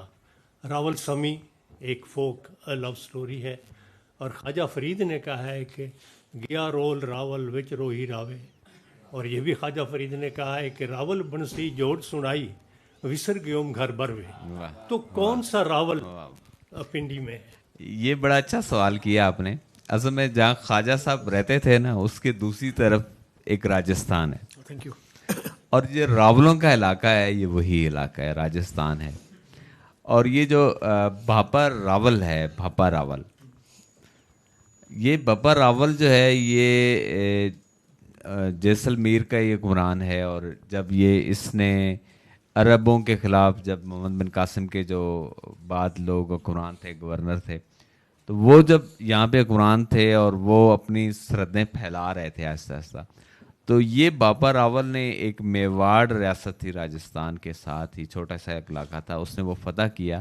اور بعد میں اس نے راجستھان کے تمام جو تھے قبیلے تھے انہیں اکٹھا کیا کہ ہمیں عربوں کے خلاف جو ہے وہ ایک مشترکہ محاذ بنانا چاہیے, ورنہ یہ آپ پہ قبضہ کر لیں گے. تو اس نے ایک مزاحمت کی جو شروع کی موومنٹ, اور اس کے بعد اس نے جنگ کی, اور اس جنگ میں عربوں کو شکست ہوئی, اور عربوں کو اس نے جب پیچھے دھکیلا کندھار تک, ایران تک, تو اس نے کچھ اسٹریٹجک پوائنٹس پہ چوکیاں بنائیں, جن میں سے راول پنڈی بھی ایک چوکی تھی. تو وہ جو پنڈی تھی اس میں اس وقت اس کا نام فتح پور باوری بھی ہو سکتا ہے, کچھ اور بھی ہو سکتا ہے. تو اس نے اس جگہ کو کی مناسبت سے اس باپا راول کی وجہ سے اس کو راول کہا گیا. ایک یہ بیان کی جاتی ہے تاریخ میں, میں نے یہاں مختلف لکھے ہیں. پھر ایک یہ ہے کہ راول جو ہے یہ لفظ رمل, عربی کے لفظ رمل سے نکلا ہے, اور رمل ہوتے ہیں قسمت کا حال بتانے والے جوگی. تو یہ چونکہ آپ کو پتہ ہے ٹیلا جوگیاں جو مشہور ہے یہاں پہ, تو یہ جوگیوں کا علاقہ رہا ہے یہ پورا پوٹھوار. اور اس طرح تو افغانستان سے اور وسط ایشیا سے جتنے بھی جوگی تھے ان کا یہ سمجھیں کہ یہ سب سے متبرک استان تھا جوگیوں کا. تو وہ یہاں آتے تھے, اور جب مسلمان جوگی وسط ایشیا سے آئے تو وہ جو ہے وہ قسمت کا حال بھی بتاتے تھے رمل, اور یہ رمل سے راول ہوا. لیکن بہرحال یہ جو ہے وہ رمل سے ہوا ہے یا راول کی نسبت سے ہے. راول جو ہے وہ موجود ہے, اور آپ نے جب خواجہ صاحب کا ذکر کیا تو وہ خواجہ صاحب کے ہمسائے ہی تھے راول سارے.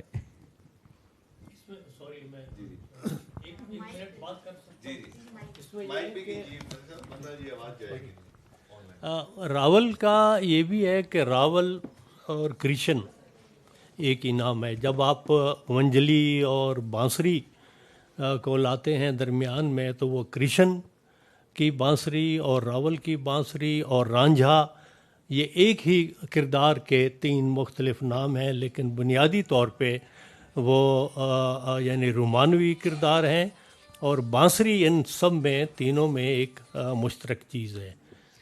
اصل میں آپ دیکھیں کہ تاریخ میں جس طرح جو طاقتور لوگ ہوتے ہیں, جنگجو لوگ ہوتے ہیں, اب ایک طرف ہم دیکھتے ہیں کہ وہ بہت بڑے جنگجو تھے. جس طرح یہاں پہلی صدی عیسوی میں بڑا مشہور کردار گزرا ہے, وہ کیا نام ہے جی ان کا,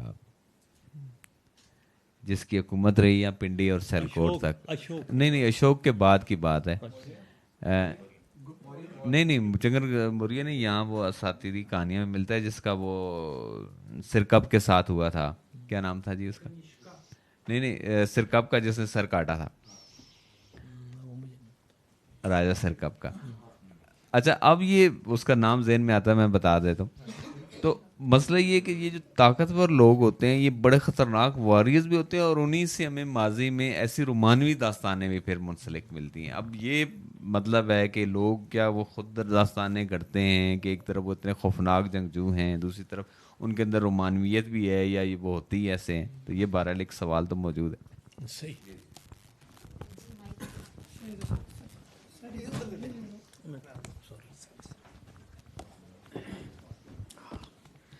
سجاد صاحب, مائی کمپلیمنٹس. آپ ماشاء اللہ بہت آبجیکٹیولی لکھتے ہیں, بہت محنت سے لکھتے ہیں, اور آپ کے پبلشر نے بھی بڑا انصاف کیا ہے, بہت اچھی کتاب اس نے پبلش کی. تو ایک تو میرے خیال انگریزی میں اور ہندی میں اگر آپ اس کو پبلش کریں تو بہت وائڈر آڈینس ملے گی. اچھا, 26 کے فسادات کا تو آپ نے ذکر کیا, میں نے ابھی جلدی سے دیکھا کتاب کو, تو کیا 47 کے فسادات جو مارچ میں شروع ہوئے یہاں پہ, ان کا بھی کوئی ذکر ہے اس میں, یا اگلے ایڈیشن میں کوشش کریں کہ زیادہ؟ ان پہ بڑا تفصیلی ذکر ہے میرے خیال میں, خاصا ڈیٹیل کے اندر اس کو لیا گیا ہے 47 کے فسادات, اور ان کا بتایا گیا ہے کہ یہ آغاز جو ہے جو 4 مارچ کو یہاں سے ہوا تھا, اس شہر سے ہوا تھا, اور اگر جو ہے وہ فسادات 4 مارچ کے 4 سے 6-8 مارچ تک جو بڑے ہولناک فسادات تھے, جن کے اندر 15,000 جو ہے وہ پنڈی کے ارد گرد کے جو ہے لوگ جو ہے وہ ہندو غیر مسلم مارے گئے, جن میں سب سے خوفناک جو تھے وہ کوہٹا کے فسادات تھے جو چوہ خالصہ, تھوہ خالصہ اور ڈیرہ خالصہ میں ہوئے تھے. تو وہ سارا ذکر جو ہے اس کے اندر بڑا ڈیٹیل سے موجود ہے اس کتاب میں. جی, میرے 3 چھوٹے چھوٹے سوال ہیں. پہلے تو آپ کا شکریہ, آپ نے ہمیں راولپنڈی پہ کچھ پڑھنے کا موقع دیا, ورنہ تو ہم لاہور اور کراچی جیسے شہروں پہ ہی ہم ہمیشہ کچھ نہ کچھ سنتے یا پڑھتے رہے.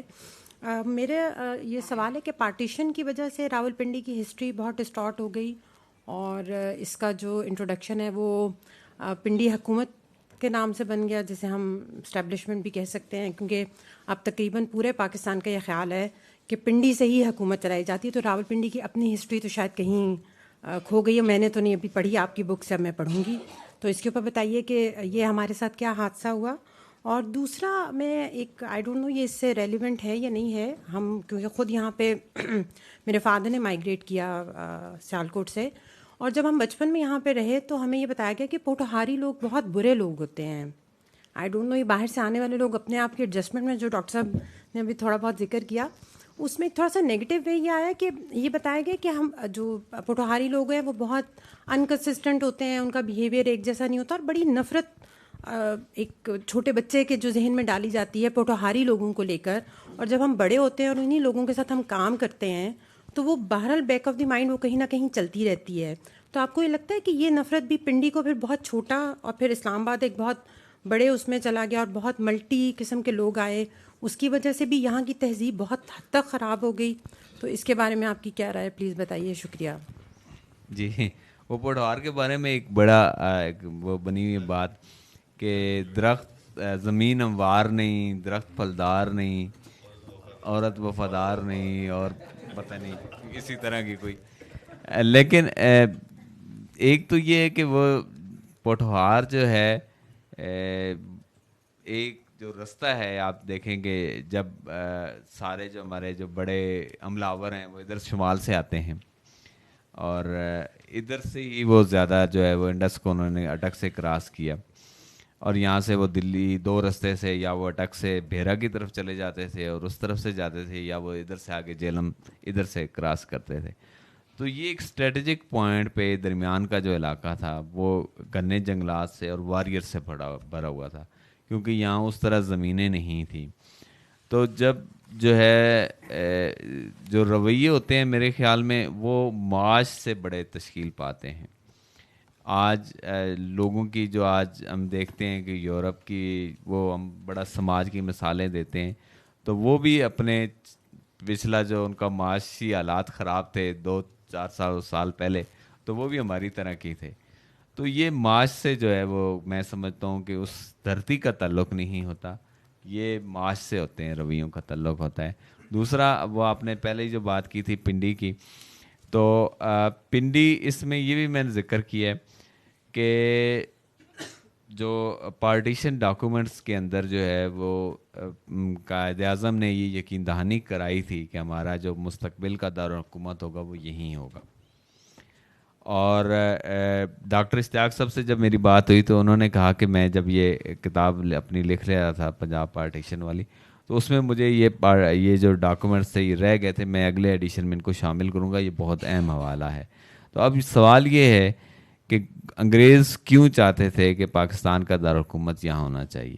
کیا اس وجہ سے کہ یہاں پہ سب سے بڑا فوج کا ہیڈ کوارٹر موجود تھا اور یہاں سے جو ہے وہ ہم نے پراکسی وارز لڑنی تھی اگلے سارے اس کے لیے, اور کیا ان پراکسی وارز کی وجہ سے یا ان کی مستقبل کی وجہ سے جو ہے وہ ہمارا ملک ناگزیر تھا اور انہوں نے اس کو جو ہے وہ ہمیں چاہے کٹا پھٹا پاکستان دیا, لولا لنگڑا دیا, لیکن دیا ضرور.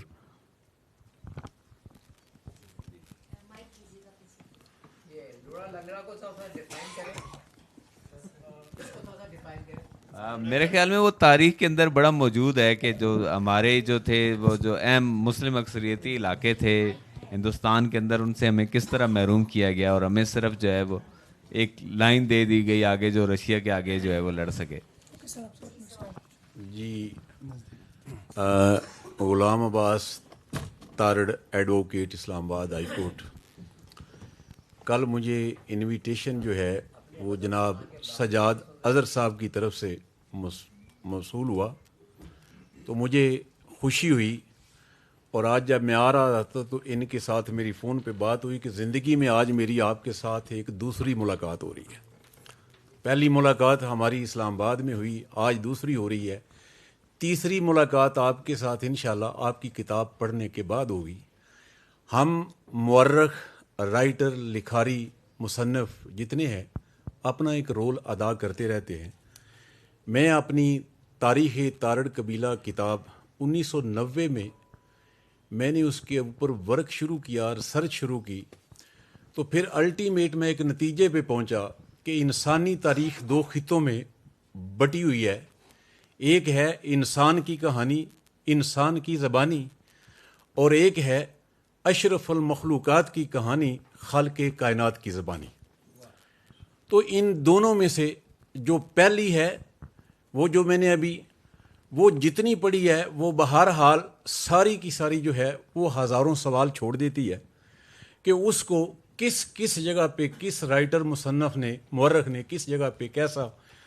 تو دوسری جو پہلی میں نے بات کی ہے کہ خالق کائنات کی زبانی, اشرف المخلوقات کی کہانی, تو وہ ایک ایسی اوپن سی کتاب ہے کہ اس کے اوپر میں سمجھتا ہوں کہ شاید دوسرا لفظ بھی ہمارے زبانی نہیں. تو انشاءاللہ آپ کے ساتھ تیسری ملاقات آپ کی کتاب پڑھنے کے بعد ہوگی, اور اسی کو اسی تناظر میں دیکھ کے تو پھر خدا خیر کرے ہمیں بولنے کا, ملنے کا ایک موقع. شکریہ جی, مہربانی, بہت شکریہ. کوئی سوال؟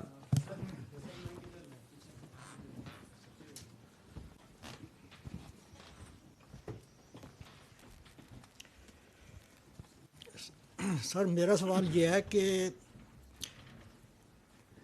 جیسا کہ آپ نے ہندو مسلم فسادات کی بات کی ہے, ہندو مسلم فسادات, اور اس کی وجہ جو ہے وہ ایک عالم دین اس کا بھی بتایا ہے. جب تاریخ کا ہم مطالعہ کرتے ہیں تو ہمیں پتہ چلتا ہے کہ یہ وادی سندھ کا علاقہ جو ہے یہ انتہائی اہم ہے ہندوستان میں. لیکن آخر کیا وجہ ہے, جو مین سوال میرا ہے, آخر کیا وجہ ہے کہ اس پوری سرزمین ہند میں جنوبی ہند جو ہے وہ تہذیب کا ایک مرکز بنا ہے, اور نارتھ انڈیا بھی تہذیب کا ایک مرکز بنا, لیکن یہ جو وادی سندھ کی یہ تہذیب ہے یہ اس طرح کا ایک تہذیب کا مرکز نہیں بن سکا جیسا کہ اسے ہونا چاہیے تھا. اور آپ نے خود تسلیم کیا یہاں مسلمان کمزور تھے معاشی طور پر, سیاسی طور پر, تو کیا اس کی وجہ ہندو اور سکھوں کا استحصال تھا؟ شکریہ جی. اچھا, ایک تو یہ ہے کہ جو انڈینز ہیں وہ اس بات کو اون کرتے ہیں کہ وہ انڈس سویلائزیشن کے ہی ایکسپینشن ہے ان کی تہذیب. دوسری بات یہ ہے کہ انڈیا کا نام انڈس سے ہے, جب انڈیا نے اپنا نام آفیشیلی 49 میں اس کو انڈیا لکھنا شروع کیا تو سر جان مارشل نے حکومت پاکستان کو ایک لیٹر لکھا کہ یہ انڈس کے جو تمام جو کھنڈرات ہیں, جو ایریا ہے, وہ تو پاکستان میں آتا ہے, تو آپ انڈیا سے احتجاج کریں اس بات پہ. تو وہ انڈس سویلائزیشن جو ہے وہ پاکستان, انڈیا, یہ سارا انڈس میں ہی آتا ہے. جی السلام علیکم. سلطان محمود شاہین میرا نام ہے, میں کالمسٹ ہوں. سب سے پہلے تو میں آپ کو اس عظیم الشان کتاب لکھنے پر مبارکباد پیش کروں گا, کیونکہ کتاب لکھنا بعض لوگوں کے پاس مواد بہت زیادہ ہوتا ہے لیکن لکھنے کا مزاج یا لکھنے کا فن نہیں ہوتا, اور یہ اللہ تعالیٰ کسی کسی کو نصیب کرتے ہیں.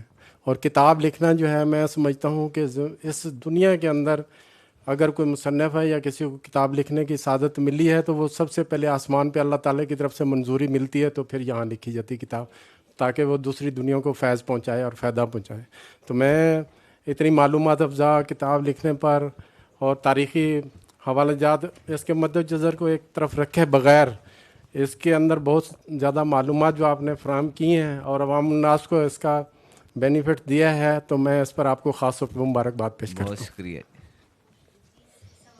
سوال کسی کا ہے تو کائنڈلی کومنٹ سے زیادہ.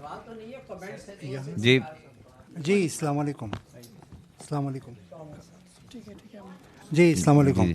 اچھا, میں سب سے پہلے سجاد صاحب کو مبارکباد دیتا ہوں, اور میں بہت زیادہ شکر گزار ہوں کہ انہوں نے مجھے انوائٹ کیا ہے. میں بیسیکلی ایک اپنا اوپینین پیش کرنا چاہوں گا, پھر میں ایک سوال کرنا چاہوں گا. تو میرا جو اوپینین ہے اس کتاب کے حوالے سے راول راج, تو اب سے 10 سال پہلے میری ایک صاحب کے ساتھ میری بحث ہوئی تھی, عالم دین تھے, تو بسم اللہ کے اوپر ہوئی تھی. انہوں نے کہا تھا کہ جو ہم بسم اللہ کا ترجمہ کرتے ہیں شروع اللہ کے نام سے, تو اللہ کا نام پہلے لکھنا چاہیے, کیونکہ اس میں جو مرکزی نقطہ ہے وہ اللہ کی ذات ہے. تو مجھے بیسیکلی راول راج میں جو مرکزی نقطہ لگ رہا ہے وہ بجائے تہذیب کی ڈسکشن کے وہ چنگاری ہے کہ جو پاکستان کی پوری تاریخ کے اوپر یا تہذیب کے اوپر یا سوسائٹی کے اوپر قابض ہے, اور یہ قبضہ صرف پاکستان کی حد تک محدود نہیں ہے, بلکہ یہ سمجھ لیں کہ اگر ہم لوگ ماضی قریب میں جاتے ہیں, اگر یہ ہے کہ یعنی کہ جو کہ ریسنٹلی جنگ ہوئی تھی سوویت افغان وار, تو وہ ان کو اگر شکست ہوئی ہے تو وہ راول راج سے ہوئی ہے. اگر امریکہ کو وہاں پہ ٹریپ کیا گیا ہے تو وہ راول راج سے. تو بیسیکلی اسی طریقے سے یہ جو پاکستان کی پولیٹیکل جماعتیں ہیں وہ یہ کہتی ہیں کہ اگر کسی طاقت کو اٹھنے نہیں دیا جاتا تو راول راج. یہ تو بیسیکلی ایک لمبی کہانی ہے, یعنی کہ لمبی بحث ہے. اب میں پاکستان کے جو اصحاب اقتدار اور ارباب کو چھوڑ کر جو اصحاب فہم ہیں, جس میں آپ لوگ بھی ہیں, میں خود بھی ایک چھوٹا سا رائٹر ہوں, تو میں یہ کہنا چاہتا ہوں کہ تہذیب کے دائرے کو ایک پراپر ڈائریکشن دینے میں ہم جیسے یا آپ جیسے جو سمجھدار لوگ ہیں, جو ہوشیار لوگ ہیں, ان کا کیا کردار ہے.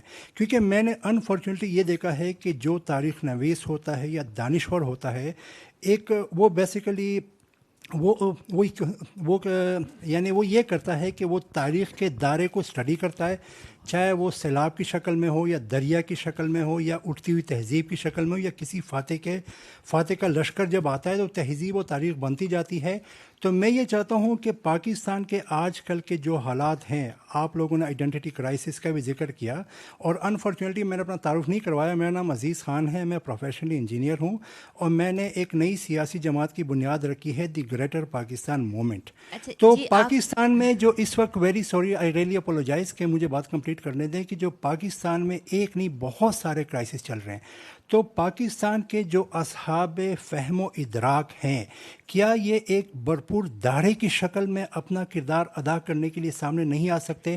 میرا سوال. اچھا جی, جیسا کہ آپ دیکھ رہے ہیں کہ ہال جو ہے وہ اس وقت بھرا ہوا ہے, اور سب لوگ ہی کوئی نہ کوئی سوال کرنا چاہتے ہیں, کوئی نہ کوئی بات کرنا چاہتے ہیں. تو آپ اگر کتاب کے حوالے سے بات کریں اور سوال کریں تو زیادہ مناسب ہے. جو لوگ پچھلے 2 گھنٹے سے یہاں بیٹھے ہیں وہ سب بات کرنا چاہتے ہیں, تو اگر آپ سب ماشاء اللہ آپ بہت پڑھے لکھے ہیں تو دوسروں کا خیال رکھنا جو ہے وہ بہت اچھی بات ہوتی ہے, آپ بتانے کی ضرورت نہیں ہے, ٹھیک ہے. تو مختصر بات کیجیے گا اور سوال کیجیے گا کتاب کے حوالے سے. تھینک یو سو مچ. جی السلام علیکم. سجاد صاحب سے میرا نام محمد جمیل مغل ہے. میں خطہ پٹوار کا رہنے والا ہوں. اچھا, میرے بابا بھی آرمی میں تھے اور انہوں نے میری بڑی اچھی تربیت فرمائی. تو مجھے صرف یہ کہنا ہے کہ ویسے تو یہ خطہ پٹوار کے یعنی حوالے سے یعنی وہ سمجھے کہ جو ہمارے بارے میں کوئی اچھا گمان نہیں کیا جاتا, لیکن میں سجاد صاحب سے یہ پوچھوں گا کہ یہ لوگ جو نا یعنی انگریز کے دور میں بھی مطلب ان کا ساتھ دیا اور اب بھی آرمی اس میں ان پہ بلیو کرتی ہے اور زیادہ تر آرمی میں لوگ ہیں پیٹریوٹک ہیں. تو آپ نے ان کو کیسے پایا جب آپ نے تاریخ میں ان کو دیکھا کہ کیا وجوہات ہوئی کہ یہاں کے لوگ بڑے بہادر اور دلیر اور جفا کش, اس کو کیسے پایا آپ نے؟ اصل میں دیکھیں گے مختلف اب گکھڑ قبیلہ جو ہے جو اس سے جو ہے وہ رنجیت سنگھ نے اقتدار لیا اور پھر سکھوں سے جو ہے وہ انگریزوں نے لیا.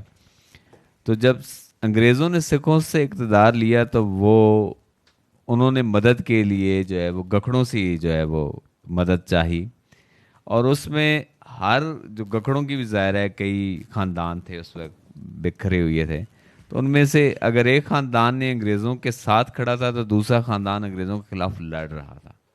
جس کی مثال میں آپ کو دے دوں کہ دونوں باتیں ساتھ ساتھ تھیں کہ جب جنرل جان نکلسن نے دلی میں وہ مارا گیا تو اس کے ساتھ جو قریبی ترین تھا وہ حیات خان افواہ تھا, جو سکندر حیات خان کا میرے خیال میں دادا تھا یا باپ تھا. تو دوسری طرف جو ہے وہ جنرل جان نکلسن نے جب 53 میں اس کے خلاف بغاوت ہوئی, ایک یہاں وہ جب پنڈی کا پہلا ڈپٹی کمشنر تھا اور پہلی بغاوت تھی تو وہ نادر خان گکھڑ نے کی تھی. تو ایک طرف ان کے خلاف تو یہ ویریشن ہوتی ہے اس کے اندر جو ہے وہ قبیلے کے اندر بھی موجود ہوتی ہے. تو اس قبیلے میں ہی جو ہے وہ اپنی اس کی انٹرنل پالیٹکس بھی ہوتی ہیں وقت کی. تو کسی بھی جو ہے وہ آپ یہاں دیکھ لیں کہ جب آزادی کی تحریک چل رہی تھی تو ایک طرف بھگت سنگھ بھی تھا اور باقی آزادی کے ہیرو بھی تھے, اور دوسری طرف ساری قوم جو ہے وہ انگریزوں کے ساتھ بھی کھڑی تھی. سر بہت شکریہ. میرا مختصر سا سوال ہے. تاریخی حوالے سے تو جب کتاب پڑھیں گے تو بہت ساری چیزوں کا پتہ چلے گا, لیکن اسلام آباد کے حوالے سے ایک سوال ہے سر کہ 1960 میں یہاں ایک ادارہ بنا CDA, پھر اس نے کاغذی حد تک یہ سارا علاقہ خرید لیا. لیکن اب ہم دیکھتے ہیں کہ یہاں پہ جو قدیمی گاؤں تھے, جیسے 200 سال پرانا ایک گاؤں یہاں بہکہ سیدہ قریب ہے, اسی طرح دوسرے جتنے بھی گاؤں تھے, اب ہم یہاں پہ دیکھتے ہیں تو وہ قدیمی لوگ جو یہاں کے انڈیجنس تھے وہ اس شہر کے اندر نظر نہیں آتے. تو آپ کو اپنی اس کتاب کے اندر جب آپ یہ کتاب لکھ رہے تھے, آپ تحقیق کر رہے ہوں گے, تو آپ کو ان کے کیا ٹریسز ملے کہ جو یہاں پہ رہنے والے لوگ تھے جب ان سے یہ زمین لی گئی تو وہ ان کی کہانی کیا ہے کہ وہ اس کے بعد کہاں چلے گئے اور وہ آج کل کہاں ہیں؟ دیکھیں اسلام آباد کے لوگوں کی جو کہانیاں ہیں وہ یہاں پہ موجود ہے. شکر پڑیاں کا ایک مضمون ہے, اس میں موجود ہے, تفصیلاً موجود ہے, وہ بتایا گیا ہے. ان لوگوں کے ساتھ جو 85 دیہات تھے جو اجڑے اس شہر کی وجہ سے, تو ان لوگوں کا بہت ہی دردناک صورتحال سے وہ دوچار ہوئی ہے, اور اس پہ کام میرے خیال میں مزید ہونا چاہیے, ان فیملیز میں ہونا چاہیے. تو یہ اس کتاب کے اندر موجود ہے. ایک ویسے آپ نے اس میں بڑا اچھا جو شجاعت سنگھ کے حوالے سے کہ شجاعت سنگھ جو ہے وہ ماڈرن ملک ریاض ہے, تو اسلام آباد جو اس وقت بن رہا تھا وہ اتنے گاؤں کے نیچے دبا کے اوپر وہ بن رہا تھا, تو وہ اسلام آباد تو ابھی انڈر ڈیولپمنٹ ہے, وہ تو بیریا کی صورت میں بھی ہے, وہ اور بھی بہت سارے ڈی کی صورت میں بھی ہے, وہ تو مسلسل ہے ہی. اور تاریخ جو ہے وہ طے ہوتی ہے, اس کے آرکائیوز ایسے مل رہے ہوتے ہیں. تو آپ کو مثلا گورنر چائلڈ نے لکھا ہے کہ بہت سارے ایسے شہر دریافت ہوئے ہیں جو قبل از تاریخ سے موجود تھے, جن کی تقریباً 13 تہے ہیں, ہر تہہ کے نیچے وہ شہر موجود ہے. تو وہ ہر تہہ کے ساتھ کوئی نہ کوئی ملک ریاض جڑا ہوتا ہے, ایسے چلتا ہے. آپ کی کتاب پڑھ کر بڑی خوشگوار حیرت ہوتی ہے کہ یہ جو تہذیب جس کا آپ بیان کر رہے ہیں یہ بہت کثیر جہتی بیان ہے, اور اس میں یہ بھی معلوم ہوتا ہے کہ عورت فرینڈلی ماحول تھا. یہ پوری تہذیب عورت نواز تھی, یہ عورت دوست تھی. لیکن کیا وجہ ہے کہ آج 21ویں صدی میں یہاں دارالحکومت ہے اسی خطے میں، اس کے باوجود یہاں کوئی مثبت پروگریس نہیں نظر آتی؟ یہ میرے خیال میں کتاب سے ہٹ کے ہو گیا ہے خاصا سوال، جس طرح ادھر بھی بھائی نے کیا تھا، تو یہ بعد میں کہیں رکھتے ہیں اس کا. جی لیکن یہ آپ کو بتا دوں کہ عورت کو جو پہلا حق تھا وہ یہیں کے قرآن، ایک بھرت ورش تھا جس نے پٹھوار کا قرآن تھا، اور اسی نے عورت کو نہ صرف ووٹ کا حق دیا بلکہ اس کے دور میں تقریباً جو انتظامی عہدوں پہ آدھی جو ہے خواتین کو رکھا جاتا تھا. جی سب سے پہلے تو آپ کو مبارکباد. کتاب تو اچھی ہے ہی، لیکن آج گفتگو بھی بہت اچھی ہوئی ہے اور مختلف پہلوؤں سے ہوئی ہے. ادب کے حوالے سے بھی ہوئی ہے، اساطیر کے حوالے سے بھی ہوئی ہے، صحافت کے حوالے سے بھی ہوئی ہے، اور تاریخ کے حوالے سے بھی ہوئی ہے. میرا ایک چھوٹا سا استفسار ہے. ویسے تو آپ کی کتاب نے بڑے بڑے سوال قائم کر دیے ہیں، میرا خیال ہے کہ جس پر ایک مستقل بحث اور ریسرچ کی ضرورت ہے، لیکن میں اس طرف نہیں جاتا. صرف ایک استفسار ہے، اس کو آپ لاؤڈ تھنکنگ بھی کہہ سکتے ہیں، کہ آپ کا جو یہ عنوان ہے تاریخ، تہذیب اور اساطیر، اس پر میں ابھی سوچ رہا تھا اس میں اگر صحافت بھی شامل کر لیں تو یہ شاید جھوٹ سے سچ تک کا سفر ہے. صحافت، تاریخ، تہذیب اور اساطیر، اور سچ جب ظاہر ہونا شروع ہوتا ہے تو وہ کسی ٹھوس شکل میں نہیں بلکہ کسی کہانی کی شکل میں، کسی اسطورے کی شکل میں، کسی علامت کی شکل میں سامنے آتا ہے. تو کیا آپ اس بات سے اتفاق کرتے ہیں، یا یہ کتاب لکھتے ہوئے، کیونکہ ان سب چیزوں کا ایک تاریخ ایک صحافی کی کتاب میں جمع ہونا بھی بذات خود ایک بڑی بات ہے. Thank you.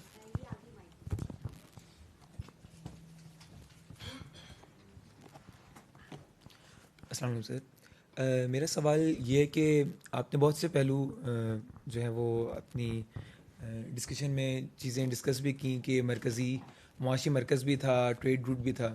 تو تاریخ اور تمدن اور تہذیب شہر کے اس کے لحاظ سے تو ایک چیز ڈیولپڈ ہے جو ایتھنیسٹی ہے، کیونکہ اگر ایک مرکز تھا اور بار بار لوگ آتے تھے، ادھر لڑائیوں کا بھی سینٹر تھا، تو انٹر میریجز بھی ہوں گی. ڈفرینٹ ایتھنیسٹی پہلو جو ہے وہ کیا ڈسکسڈ ہے کہ کتنے خاندان، کیونکہ ہمیشہ مرکز جو ٹریڈنگ مرکز ہوتا ہے وہ ہمیشہ ادھر ایک ایتھنیسٹی اور ایک نسل رہتی نہیں کبھی، اور ادھر جو رہتے ہیں وہ ان کی جو شناخت ہے وہ مکس ٹائپ کی ہوتی ہے فیملیز کی. تو کیا اس کا ذکر ہے کتاب کے اندر؟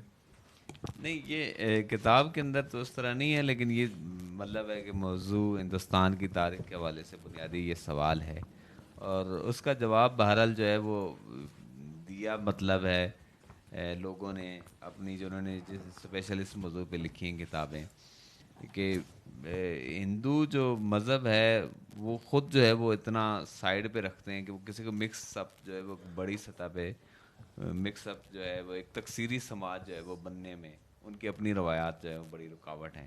لیکن جو جدید آپ دیکھیں کہ جو ہندو جو یورپ میں جا رہے ہیں، جو امریکہ جا رہے ہیں، وہ اس بڑے سماج کا حصہ بنتے جا رہے ہیں، لیکن وہ خود جو انڈیا کے اندر ان کا سماج ہے اس کے ساتھ ایک تکثیری سماج کا مطلب ہے کہ مشکل ہے، وہ جیسی صورتحال انڈیا کے اندر آج بھی موجود ہے. سر سجاد تبسم، 3 چھوٹے سے کویشچن ہیں. سب سے پہلے تو یہ ہے کہ بدھا تہذیب اور اس کی تعلیمات، اس کا اس خطے کے ساتھ کیا تعلق اور اس کی تاریخ کے حوالے سے. دوسرا ہی اسی طرح کا سوال ہے کہ لوک داستانیں اور میتھ کے کردار، تاریخی کردار، ایک طالب علم کی حیثیت سے کس طرح سے اندازہ کیا جا سکتا ہے کہ یار یہ تو لوک داستان کے کردار ہیں، یہ تاریخی کردار ہیں، اور یہ شاید انڈین میتھ یا دوسری میتھ جو ہے نا اس میں سے نکل جاتے ہیں. تیسرا لگے ہاتھ چھوٹا سا سوال، جتنے بھی فاتحین آئے ہیں سارے افغانستان کی طرف سے آئے ہیں، بلوچستان کی طرف سے وہ محمد بن قاسم 1-2 کو چھوڑ کے وہ اس طرف سے کیوں نہیں آئے، یا آئے ہیں تو وہ ضرور بتا دیجیے گا. شکریہ. یہ بھی میرے خیال میں شہر کی تاریخ سے باہر ہوں گے ہیں سارے سوالات. یہ یہاں پہ مالک اشتر صاحب بیٹھے ہیں، ان کا بڑا کام ہے، اس پہ کتاب بھی ہے، تب تقریب کے بعد ان سے ملیں، وہ ان سوالوں کے جوابات پہ ایکسپرٹ بیٹھے ہوئی ہیں. ٹیکسلا ٹائم ان کی گدارہ پہ کتاب بھی ہے. جی ساری ان پہ اسپیشل کتاب جو ہے ان کی ہے. ہاں میرے ہے اس پہ، لیکن وہ آپ دیکھیں بدھا جو تھے ان کا جو ان کے کہتے ہیں کہ بدھا کا پہلی جو شبیہ بنائی گئی ان کے مرنے کی 300 سال بعد بنائی گئی.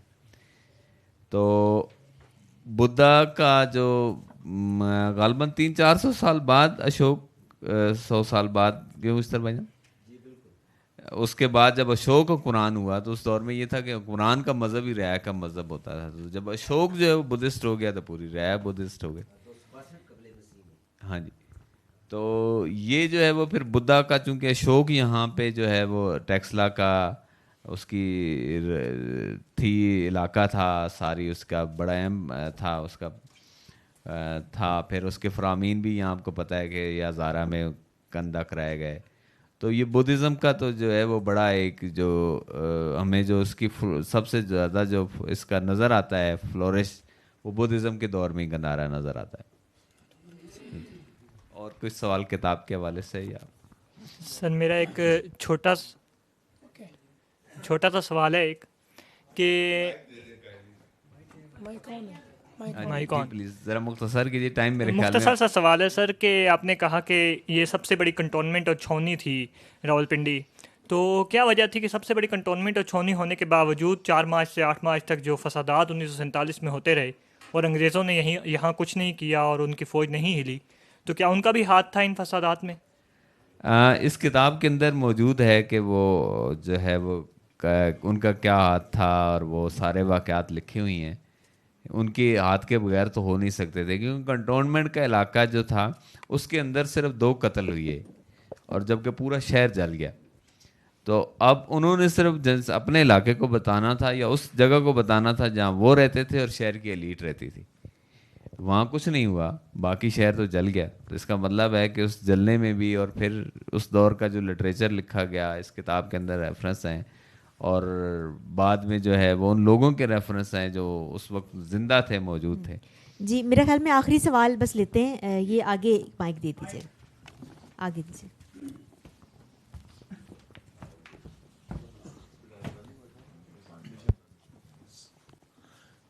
میرا نام راجہ فقیر اللہ خان ہے.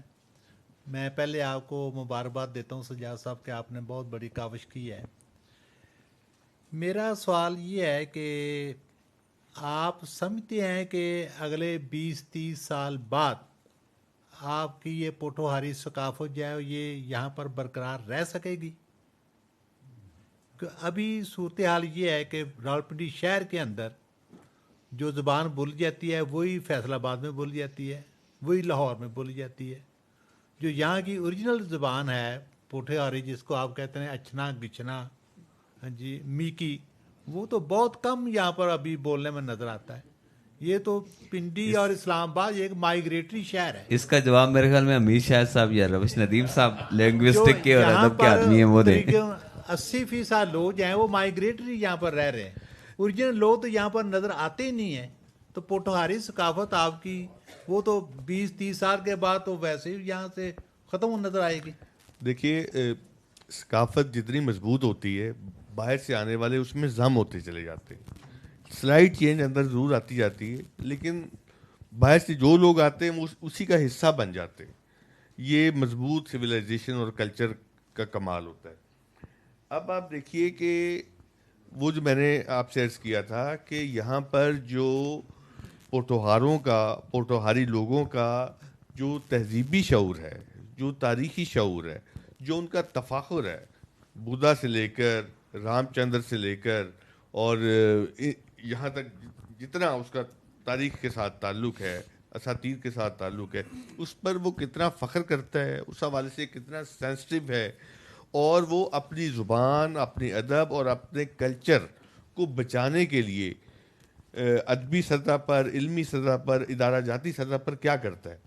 مثلا میں نے کئی فورمز کے اوپر آکسفورڈ کا جو میلہ لگتا ہے, فیسٹیول لگتا ہے, اس میں بھی میں نے 2-3 پروگرام کیے کہ یہاں پر جو ہے اکیڈمی آف لیٹرز اگر موجود ہے تو یہاں پر پوٹھوہاری اکیڈمی آف لیٹرز بھی ہونی چاہیے.